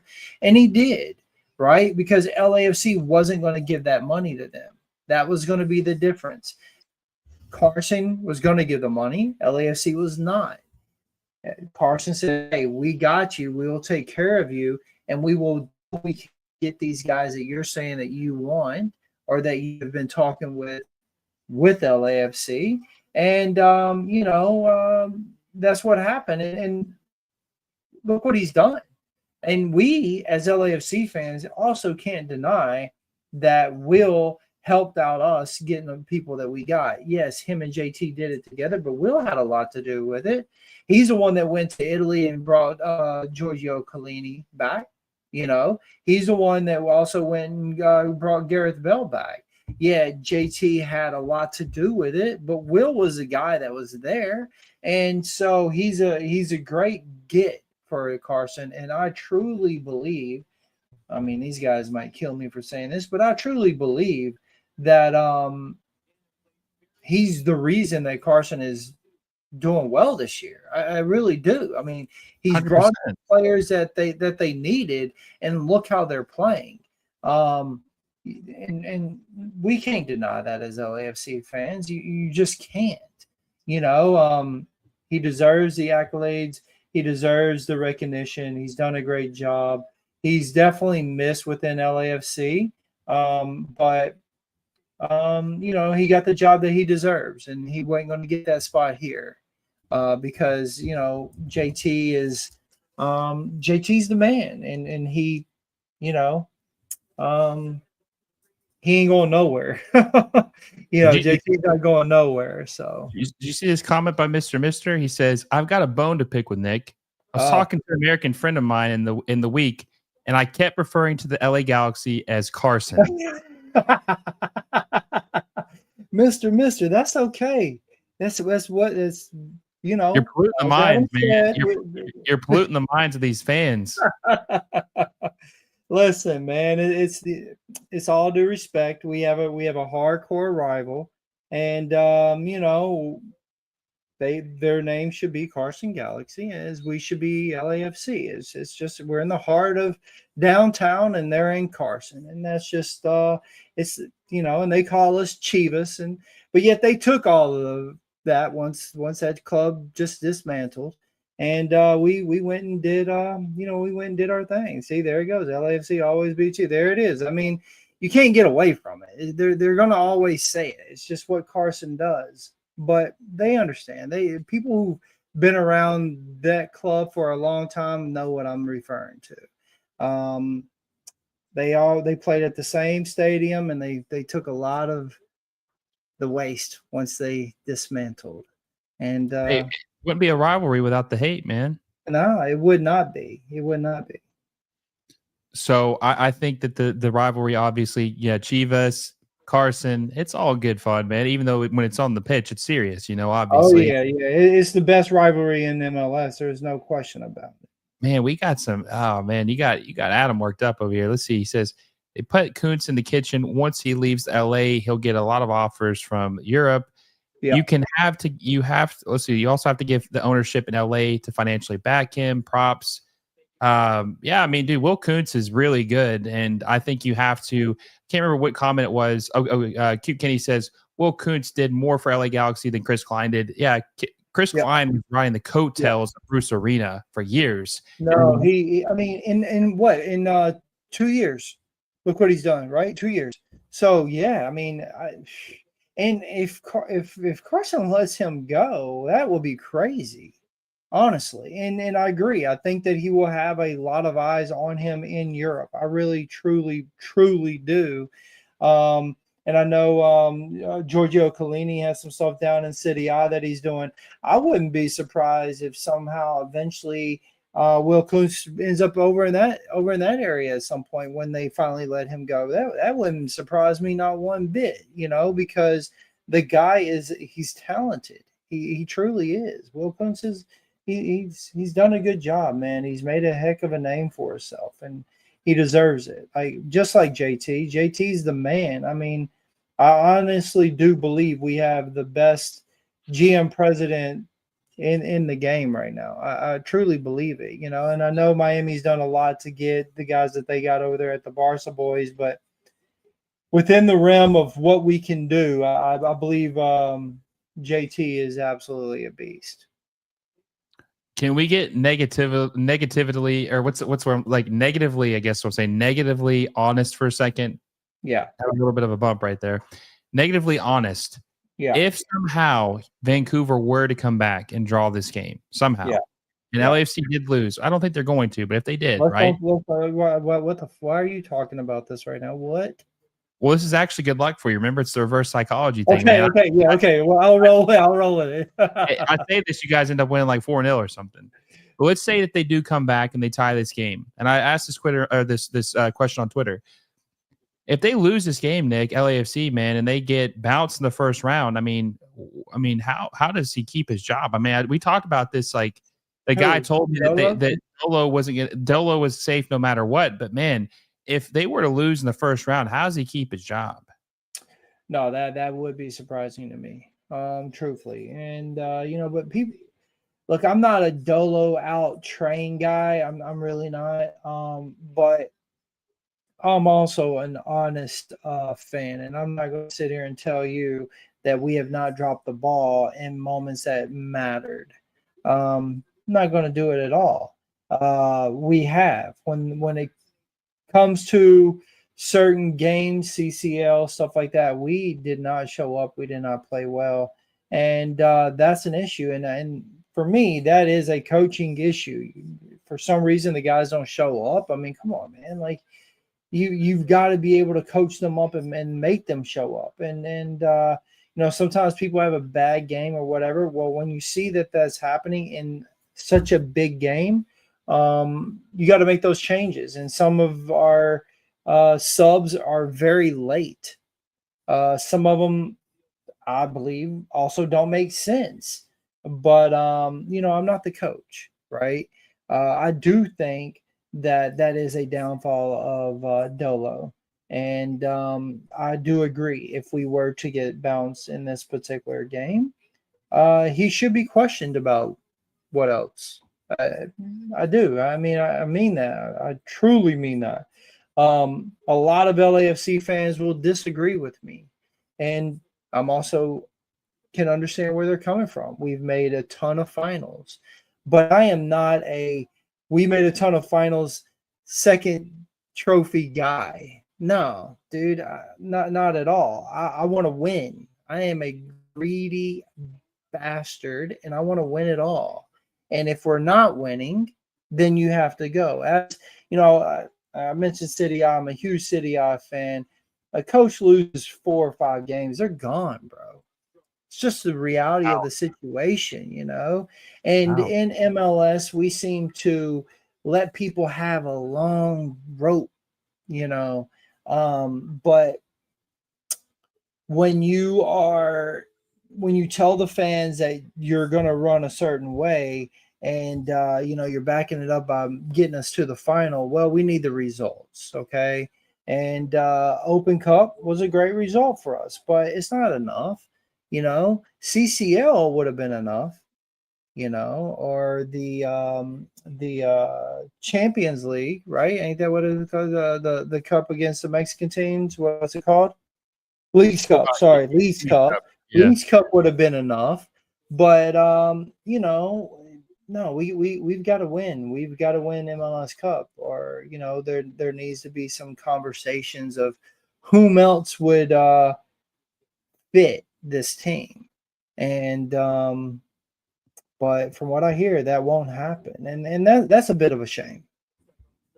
Yeah, you know what's crazy too, man, is people like to give Dolo a lot of credit, but here's something people don't realize.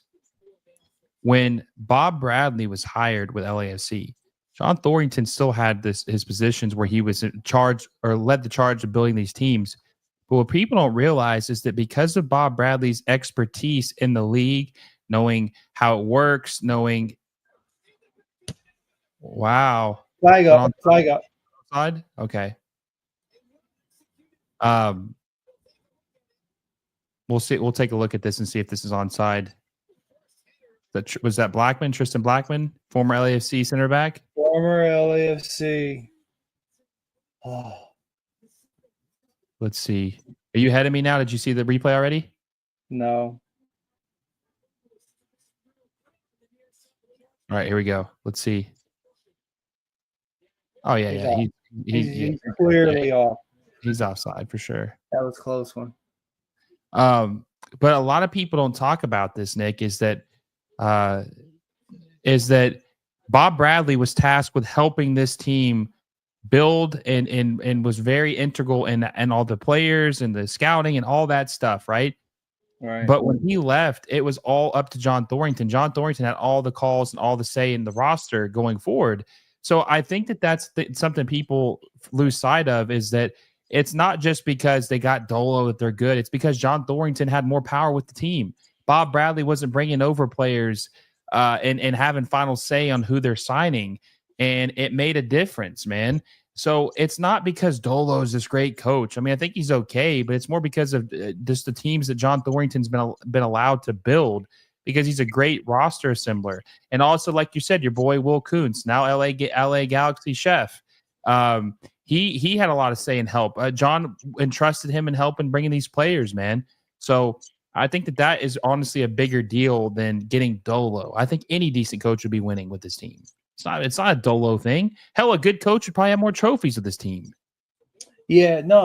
I mean, that's what I was saying earlier. You can't lose the finals that we lost and still just think that your job is secure. That's all I'm saying. And then that's the truth, right? Like, and I see that they disagree on the city. I I mean, I've been watching it for a while, and yeah, some coaches get a little bit of a leeway. But look, I use Roma this year for an example. You have a legend, an absolute legend in De Rossi, and he loses 5 games and they cut him.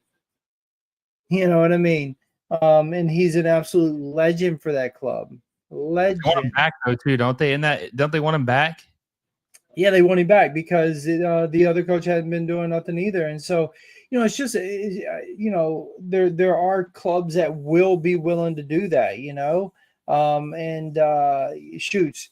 You look at Juventus last year, right? They were dying to get a new coach the whole time, but the contract was so big that they couldn't just let him go, so they waited. There's a bunch of things that go on around the coaching thing, but my point is that Dolo hadn't really earned that pedigree yet, though, right? So it's just like, wow, what are we doing? You know what I mean? But I like Dolo. Look, I like Dolo. I don't like his pressers at all. I don't. I'm not a huge fan of his pressers. I'm not a huge fan when we lose. It's always an excuse, and when we win, it's like I'm not into that really. But what I do like about Dolo is that he's a player's coach, and all the guys do respect him a lot. And you see that when they talk about it. Ilie has said nothing but very great things about Dolo, about how he's one of the best. Hollingshead has talked about how much Dolo has done for his career and this and that. Hollingshead had more goals than he ever had last year with LAFC in an LAFC kit than he has in his whole career. And he put a lot of that to Dolo and his playing style and his systems that he had him in. So, I think there is a lot of positives with Dolo. I just think that we don't always show up on the big games, and that's something that we as LAFC fans will never get used to, and we want more. And that's how we should be, right? I mean, that's how anyone else is. If it's a Carson fan, if it's a Vancouver fan, if it's a New York fan, if it's a Miami fan, you want your team to be great. You want your team to win. You want your team to be one of the ones that, you're not saying, oh, well, we made it to the playoffs and we're okay with that. You know what I mean? Like, oh, yeah, we got to the final and we got to the final. No, dude, fuck that. You want to win. You know what I mean? Like, I want to raise the trophies. I want to be the winner, and that's what we watch the game for. That's what we hope for. Yeah, but I like to believe, Nick, with as talented as this team is, that not even a good coach would win 50% of the trophies. With the way this team's built, man, I think a good coach could probably win like 75% of these finals that they got. I believe that. I believe that 100%. You put a good coach in there, this team is winning that Champions League in 2023. They're winning MLS Cup last year. They're winning Leagues Cup. They're winning these trophies, man. I'm telling you 100%. If they had a good coach, they'd be winning this. If they had Wilfred Nazi, they'd be winning that shit. Wilfred.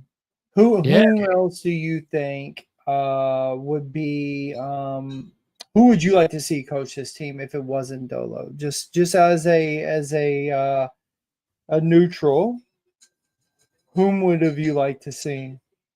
Oh, Daniel. What's up, Daniel? Danny Solana, good friend of the show, who will be, I haven't texted him today. Danny, I forgot to text you, my friend. It's been a crazy day. Who I think will be on the live stream at some point. Maybe he's doing the whole show with me, but maybe I know he'll be on there at some point for the MLS, the watch along for the Inter Miami Atlanta United Game 3 decision game. Great dude, great podcast. Make sure y'all follow him. He's great he's a good dude. For sure. If I had to pick who I would hire, I think the perfect fit for this team, who I think would be good, especially with the connection and the players they've been getting recently, I think Patrick Vieira would be a good coach for LAFC. He's got the pedigree of being a great player. He has Patrick Vieira. Okay. He's coached in Major League Soccer with New York City FC. He's coached in France. He's coached in the Premier League. He's coached in the Bundesliga. Or maybe not the Bundesliga. It's Strasbourg. So I guess it's the French league. He coached the French league twice, and he coached in. It's on the border of Germany. That's why it sounds like a German name. But he's coached the French league twice. He's coached the Premier League. I think he's a good manager, especially for Major League Soccer. He's good. Atlanta United won him, but I think they might keep their coach, Nick, because he's one game away from beating Inter Miami. I think they might give him a chance. But think about this. You got Lloris, you got Giroud, you got Griezmann coming in. What better guy would it be to have who's coaching Major League Soccer, who these players will respect because he's a French national team legend. He's the ultimate package for him. He's kind of like Tata Martino was for Miami. Martino had won an MLS Cup. He'd coached Messi before. He'd coached Barcelona before. I think he would be an upgrade over Steve Cherundolo. And I think that would be someone that would definitely be willing to come to this job. 100%. 100%. I mean, look at Meatball. He says Vieira would win everything with Chivas 2.0. He even had a third. Who I would have liked to seen, and I know people are going to kill me for this. Antonio Conte. I really would have. I know he's in City A now. We had a free. He wanted to come to MLS and coach at some point. I would have loved to see him there. He's a bit of a loose cannon. I know he what was it in Tottenham? He had a hard run there, and at Chelsea he was on and off. But Jose Mourinho and him both wanted to come to MLS at some point in their careers. But I just think he would have been a great for our system because he's a forward guy, right? Like he likes the pressing. He doesn't like to sit back. Like Dolo likes to sit back a lot. And, it's something I'm not a huge fan of. I like to go forward. Jose would be fine sitting back. He'll park the bus every once in a while with teams. Not really what I'm into. Jose changed a lot when he was with Roma. Actually, he should have never really been let go at Roma. He actually did a freaking great job. But he's a guy that I would have really liked to be there. And I was actually telling people before we got Dolo, Conte, because I like him as a coach.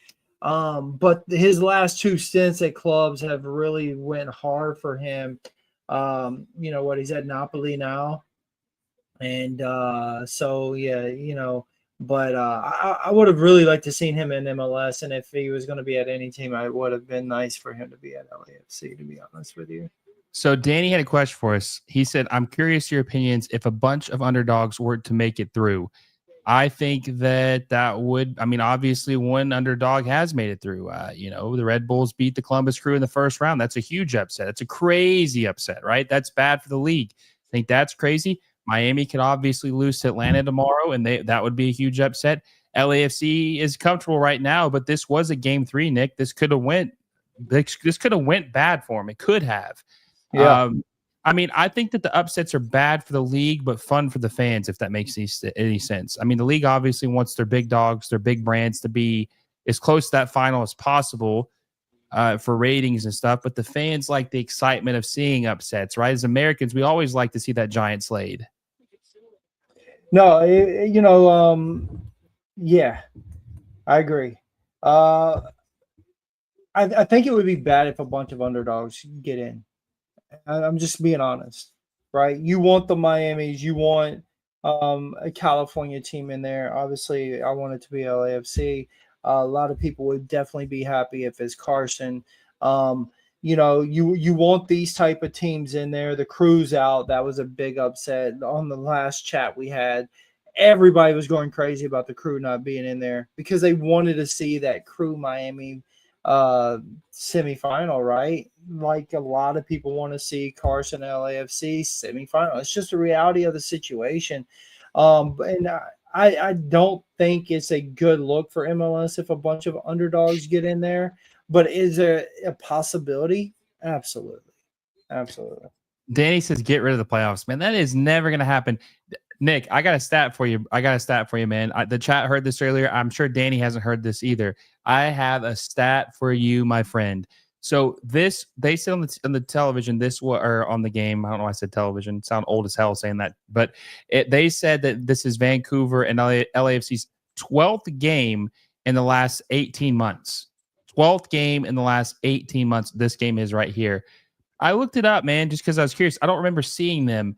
How long do you think it's been since Vancouver has played Orlando City SC? 2 years. You ready for this? Yeah. Orlando City SC hasn't played the Vancouver Whitecaps since April of 2019. What?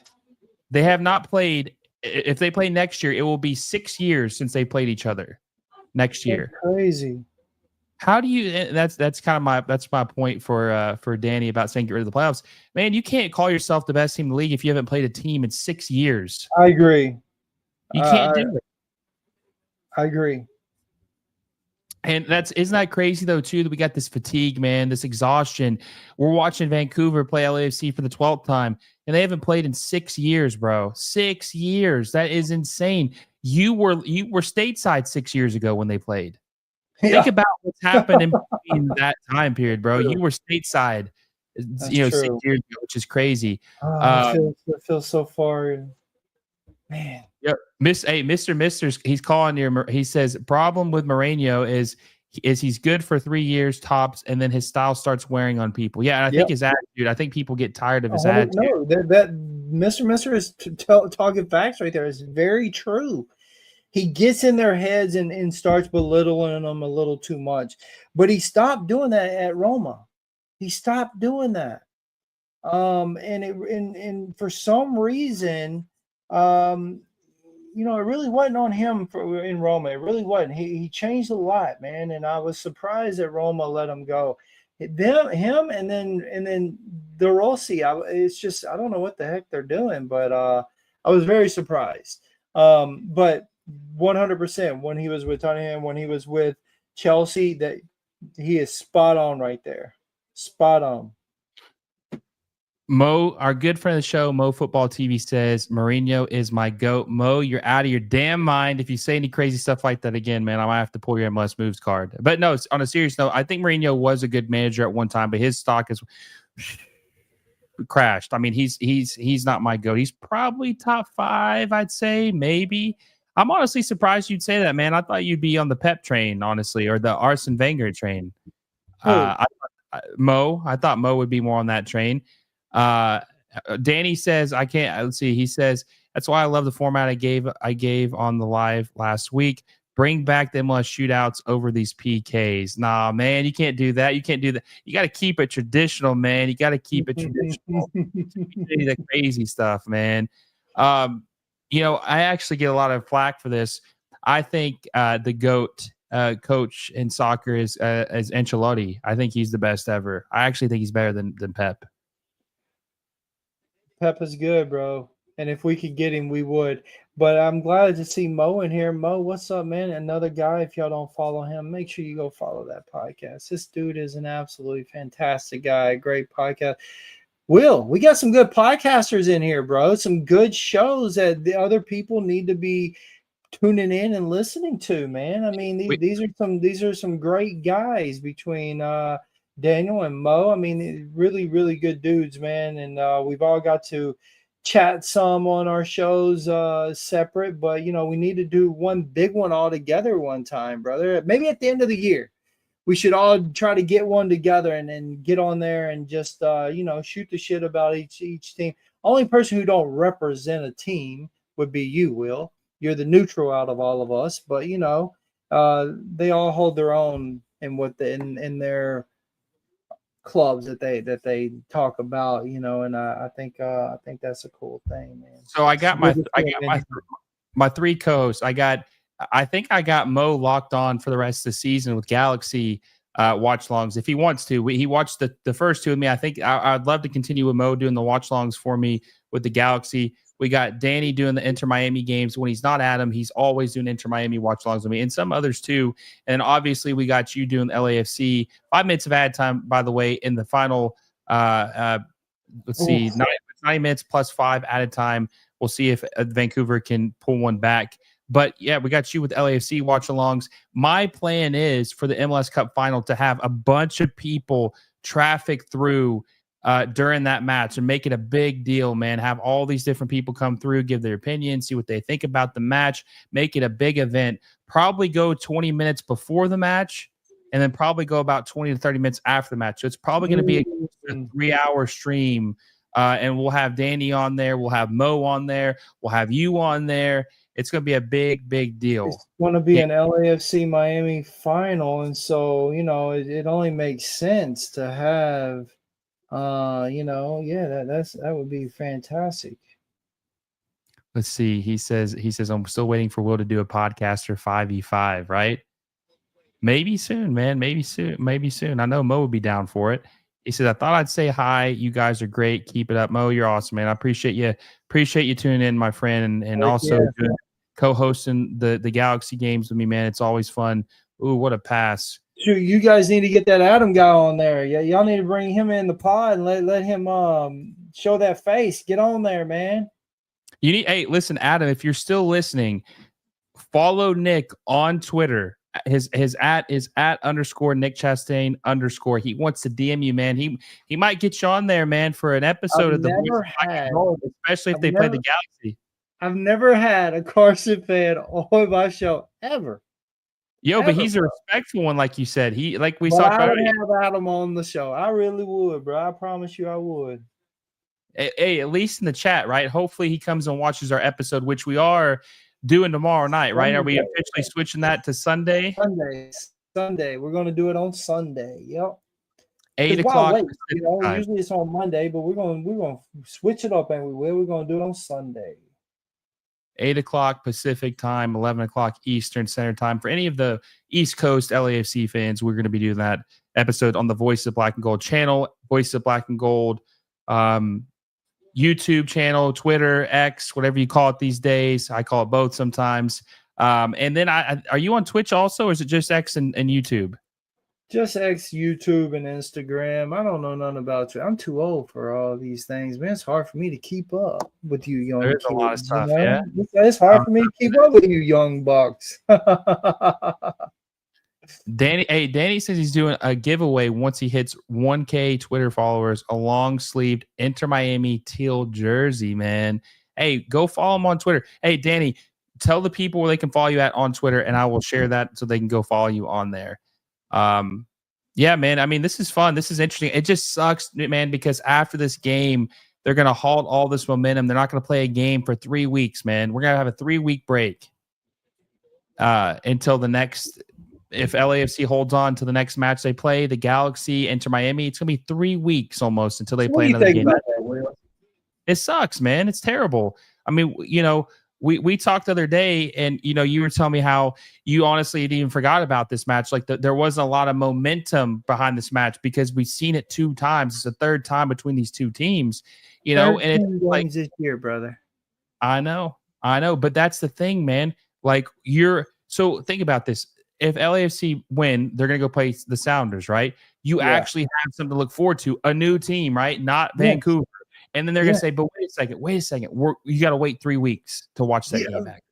And for me, it just cuts down the hype of the tournament, right? It's like, no, man, we want to roll. And again, look, I can, we'll use the Carson because they've been off already another week. So they're going to be sitting for a month, really, right? Like basically a month. Like that's crazy, dude. Who wants to sit that long? And then come back and be like, oh, yeah, game today. And then it'll be a single elimination. And then we'll go back to, then we'll go back to playing the following week. Well, what the hell? Why not just keep it rolling? Try to have the final around Thanksgiving. How nice would have that been? You know what I mean? A Thanksgiving final. That would have been fun, but no, we had to give, freaking 3 games. And then you wait, and then you're like, all right, now we'll start having games again. I'm not a fan. I'm not a fan of it at all, dude. I don't like this type of game. I don't like this type of tournament. And where it's 3, and I'm not a fan of that at all. With that being said, your LAFC have defeated the Vancouver Whitecaps. We're going against the Sounders, and they will be playing the Seattle Sounders in the next round of the MLS Cup playoff game. Hey, it was an ugly second game, but they took care of business at home. They will advance to the next round of the playoffs, the quarterfinals of the Eastern Conference. They will play the Seattle Sounders. I'm sorry, Western Conference. Hell, I got it mixed up there. Okay, they're not playing the Eastern Conference. They're playing in the quarterfinals of the Western Conference against the Seattle Sounders. It's going to be an interesting match.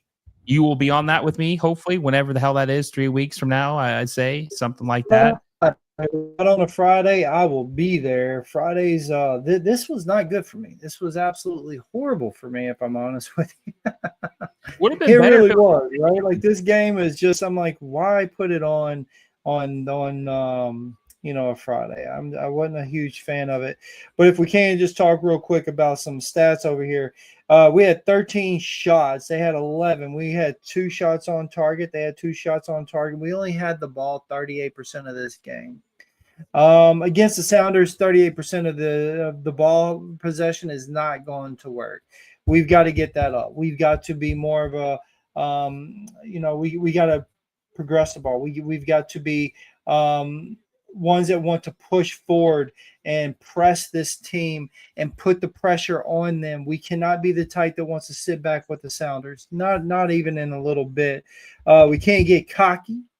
No matter if we have won most of those games, we cannot get cocky. Sounders have now had a break for a while. They will be one of the teams that have a month off, and they're going to be ready to come out swinging. And LAFC has to be ready to wake up to that. As I've said, Sounders are a team that is a veteran team. They are ran by a veteran coach. They understand this type of play. And LAFC has to be ready. So anything less than that is unacceptable. I expect a lot out of LAFC come against that Sounders team. None of this that we've seen in the second and third game. We need what we've seen in game 1. A team that's hungry, a team that has momentum behind them, a team that has that fire and wants to fight for the badge. That's what I expect to see come that game against the Sounders, and that's what I hope that we get as an LAFC black and gold faithful that I am. That's what I expect, right? I expect them to cherish that badge like I do, and hopefully they show up on that game. We'll see, man. It's 3 weeks away. I think they'll be prepared for it. It should be an interesting game. I know the LAFC definitely have the advantage over the Sounders in the Dolo era, but we will see if they prevail and they are able to make it to the Western Conference Finals and play the winner of the Minnesota United LA Galaxy series. Everybody, I appreciate you for coming by tonight. This was a game that they needed to win. They took care of business. They will advance the next round and play the Seattle Sounders in the Western Conference semifinals. Nick is happy. His reverse psychology has worked once again. He will be talking badly about his team on air, but he does not actually mean it to try to win the match. We will see what happens. If you haven't already, make sure you give him a follow on Twitter @_Nick Chastain _ Subscribe to him for the Voices of Black and Gold. I will be on there tomorrow night at 11 p.m. Eastern Standard Time, 8 p.m. Pacific Standard Time. Also, I'm doing a live stream for the Inter Miami Game 3 against Atlanta United to see if Messi and his team can prevail. So make sure you like this video down below. Subscribe to the channel if you haven't already. We're getting closer to 4,500 subscribers. We're like 10, 11 away, and we're a little over 500 till 5K. We will hit that number by MLS Cup final day. Nick, any departing thoughts before we leave? We're going to do it on Sunday. Tomorrow, Saturday. We're going to do it on Sunday. My bad. Sorry. It's been okay. We're going to do it Sunday at 7. I messed Will up because on Monday I had him we're going to do it on 8 o'clock because some family stuff wasn't able to make that happen. But I just want to back up for 1 second and say, Will, you're doing a great job, brother. I'm very proud of you. I remember before you even started doing this, I was a person that said, Will, get your face out there. You got to get on here and start doing these podcasts, man. And I'm proud of what you've built on this YouTube. You had already had a great following on Twitter, and what you're doing now for MLS is a big deal, brother. I hope everyone on your chat understands the type of content that you're able to bring.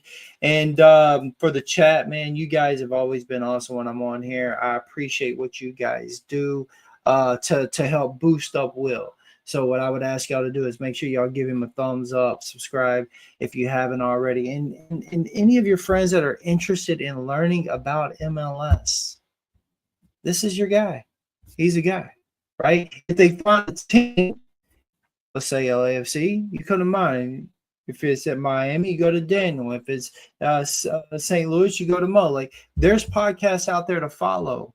But when it comes to just covering the whole entire league, Will is your dude, man. He gives you a ton of live shows, but he also gives you some really good content outside of live shows, right? He's talked to people about what it's going to be like in 2026. He talks to an array of different type of commentators and stuff. Make sure that you just pass the word down, because this dude puts in a hard work. Very, very hard work. And he's done a great job in this year of building this YouTube to where it is. 4,500 people, right? Let's get him to 5,000. Help the man out. Let's get him to 5,000. But what helps him out mostly is by every single one of you that's in this chat giving him a thumbs up. And that's how it gets out there. Giving him a thumbs up and writing a little comment. Writing comments are just as good as a thumbs up because it helps the algorithm. And so if you just, I don't care, you can tell us how bad we suck. It doesn't matter. Write it on there, because that just will flag and say, this has activity. And that's what this man deserves, because he puts in a lot of work. Will, I appreciate you having me on here, man. Sorry I came in late. Fridays are hard for me, but I appreciate the 30, 45 minutes I've got to spend with you guys and the chat right here. And thank you for having me, brother. Appreciate it, Nick. You're a good friend. Make sure you follow him if you haven't already. Like I said, we will be back. He and I will be back on his channel on Sunday at 7 p.m. Pacific time at the Voice of Black and Gold. So make sure you subscribe or follow him on Twitter. Until next time, guys, I will see you all soon.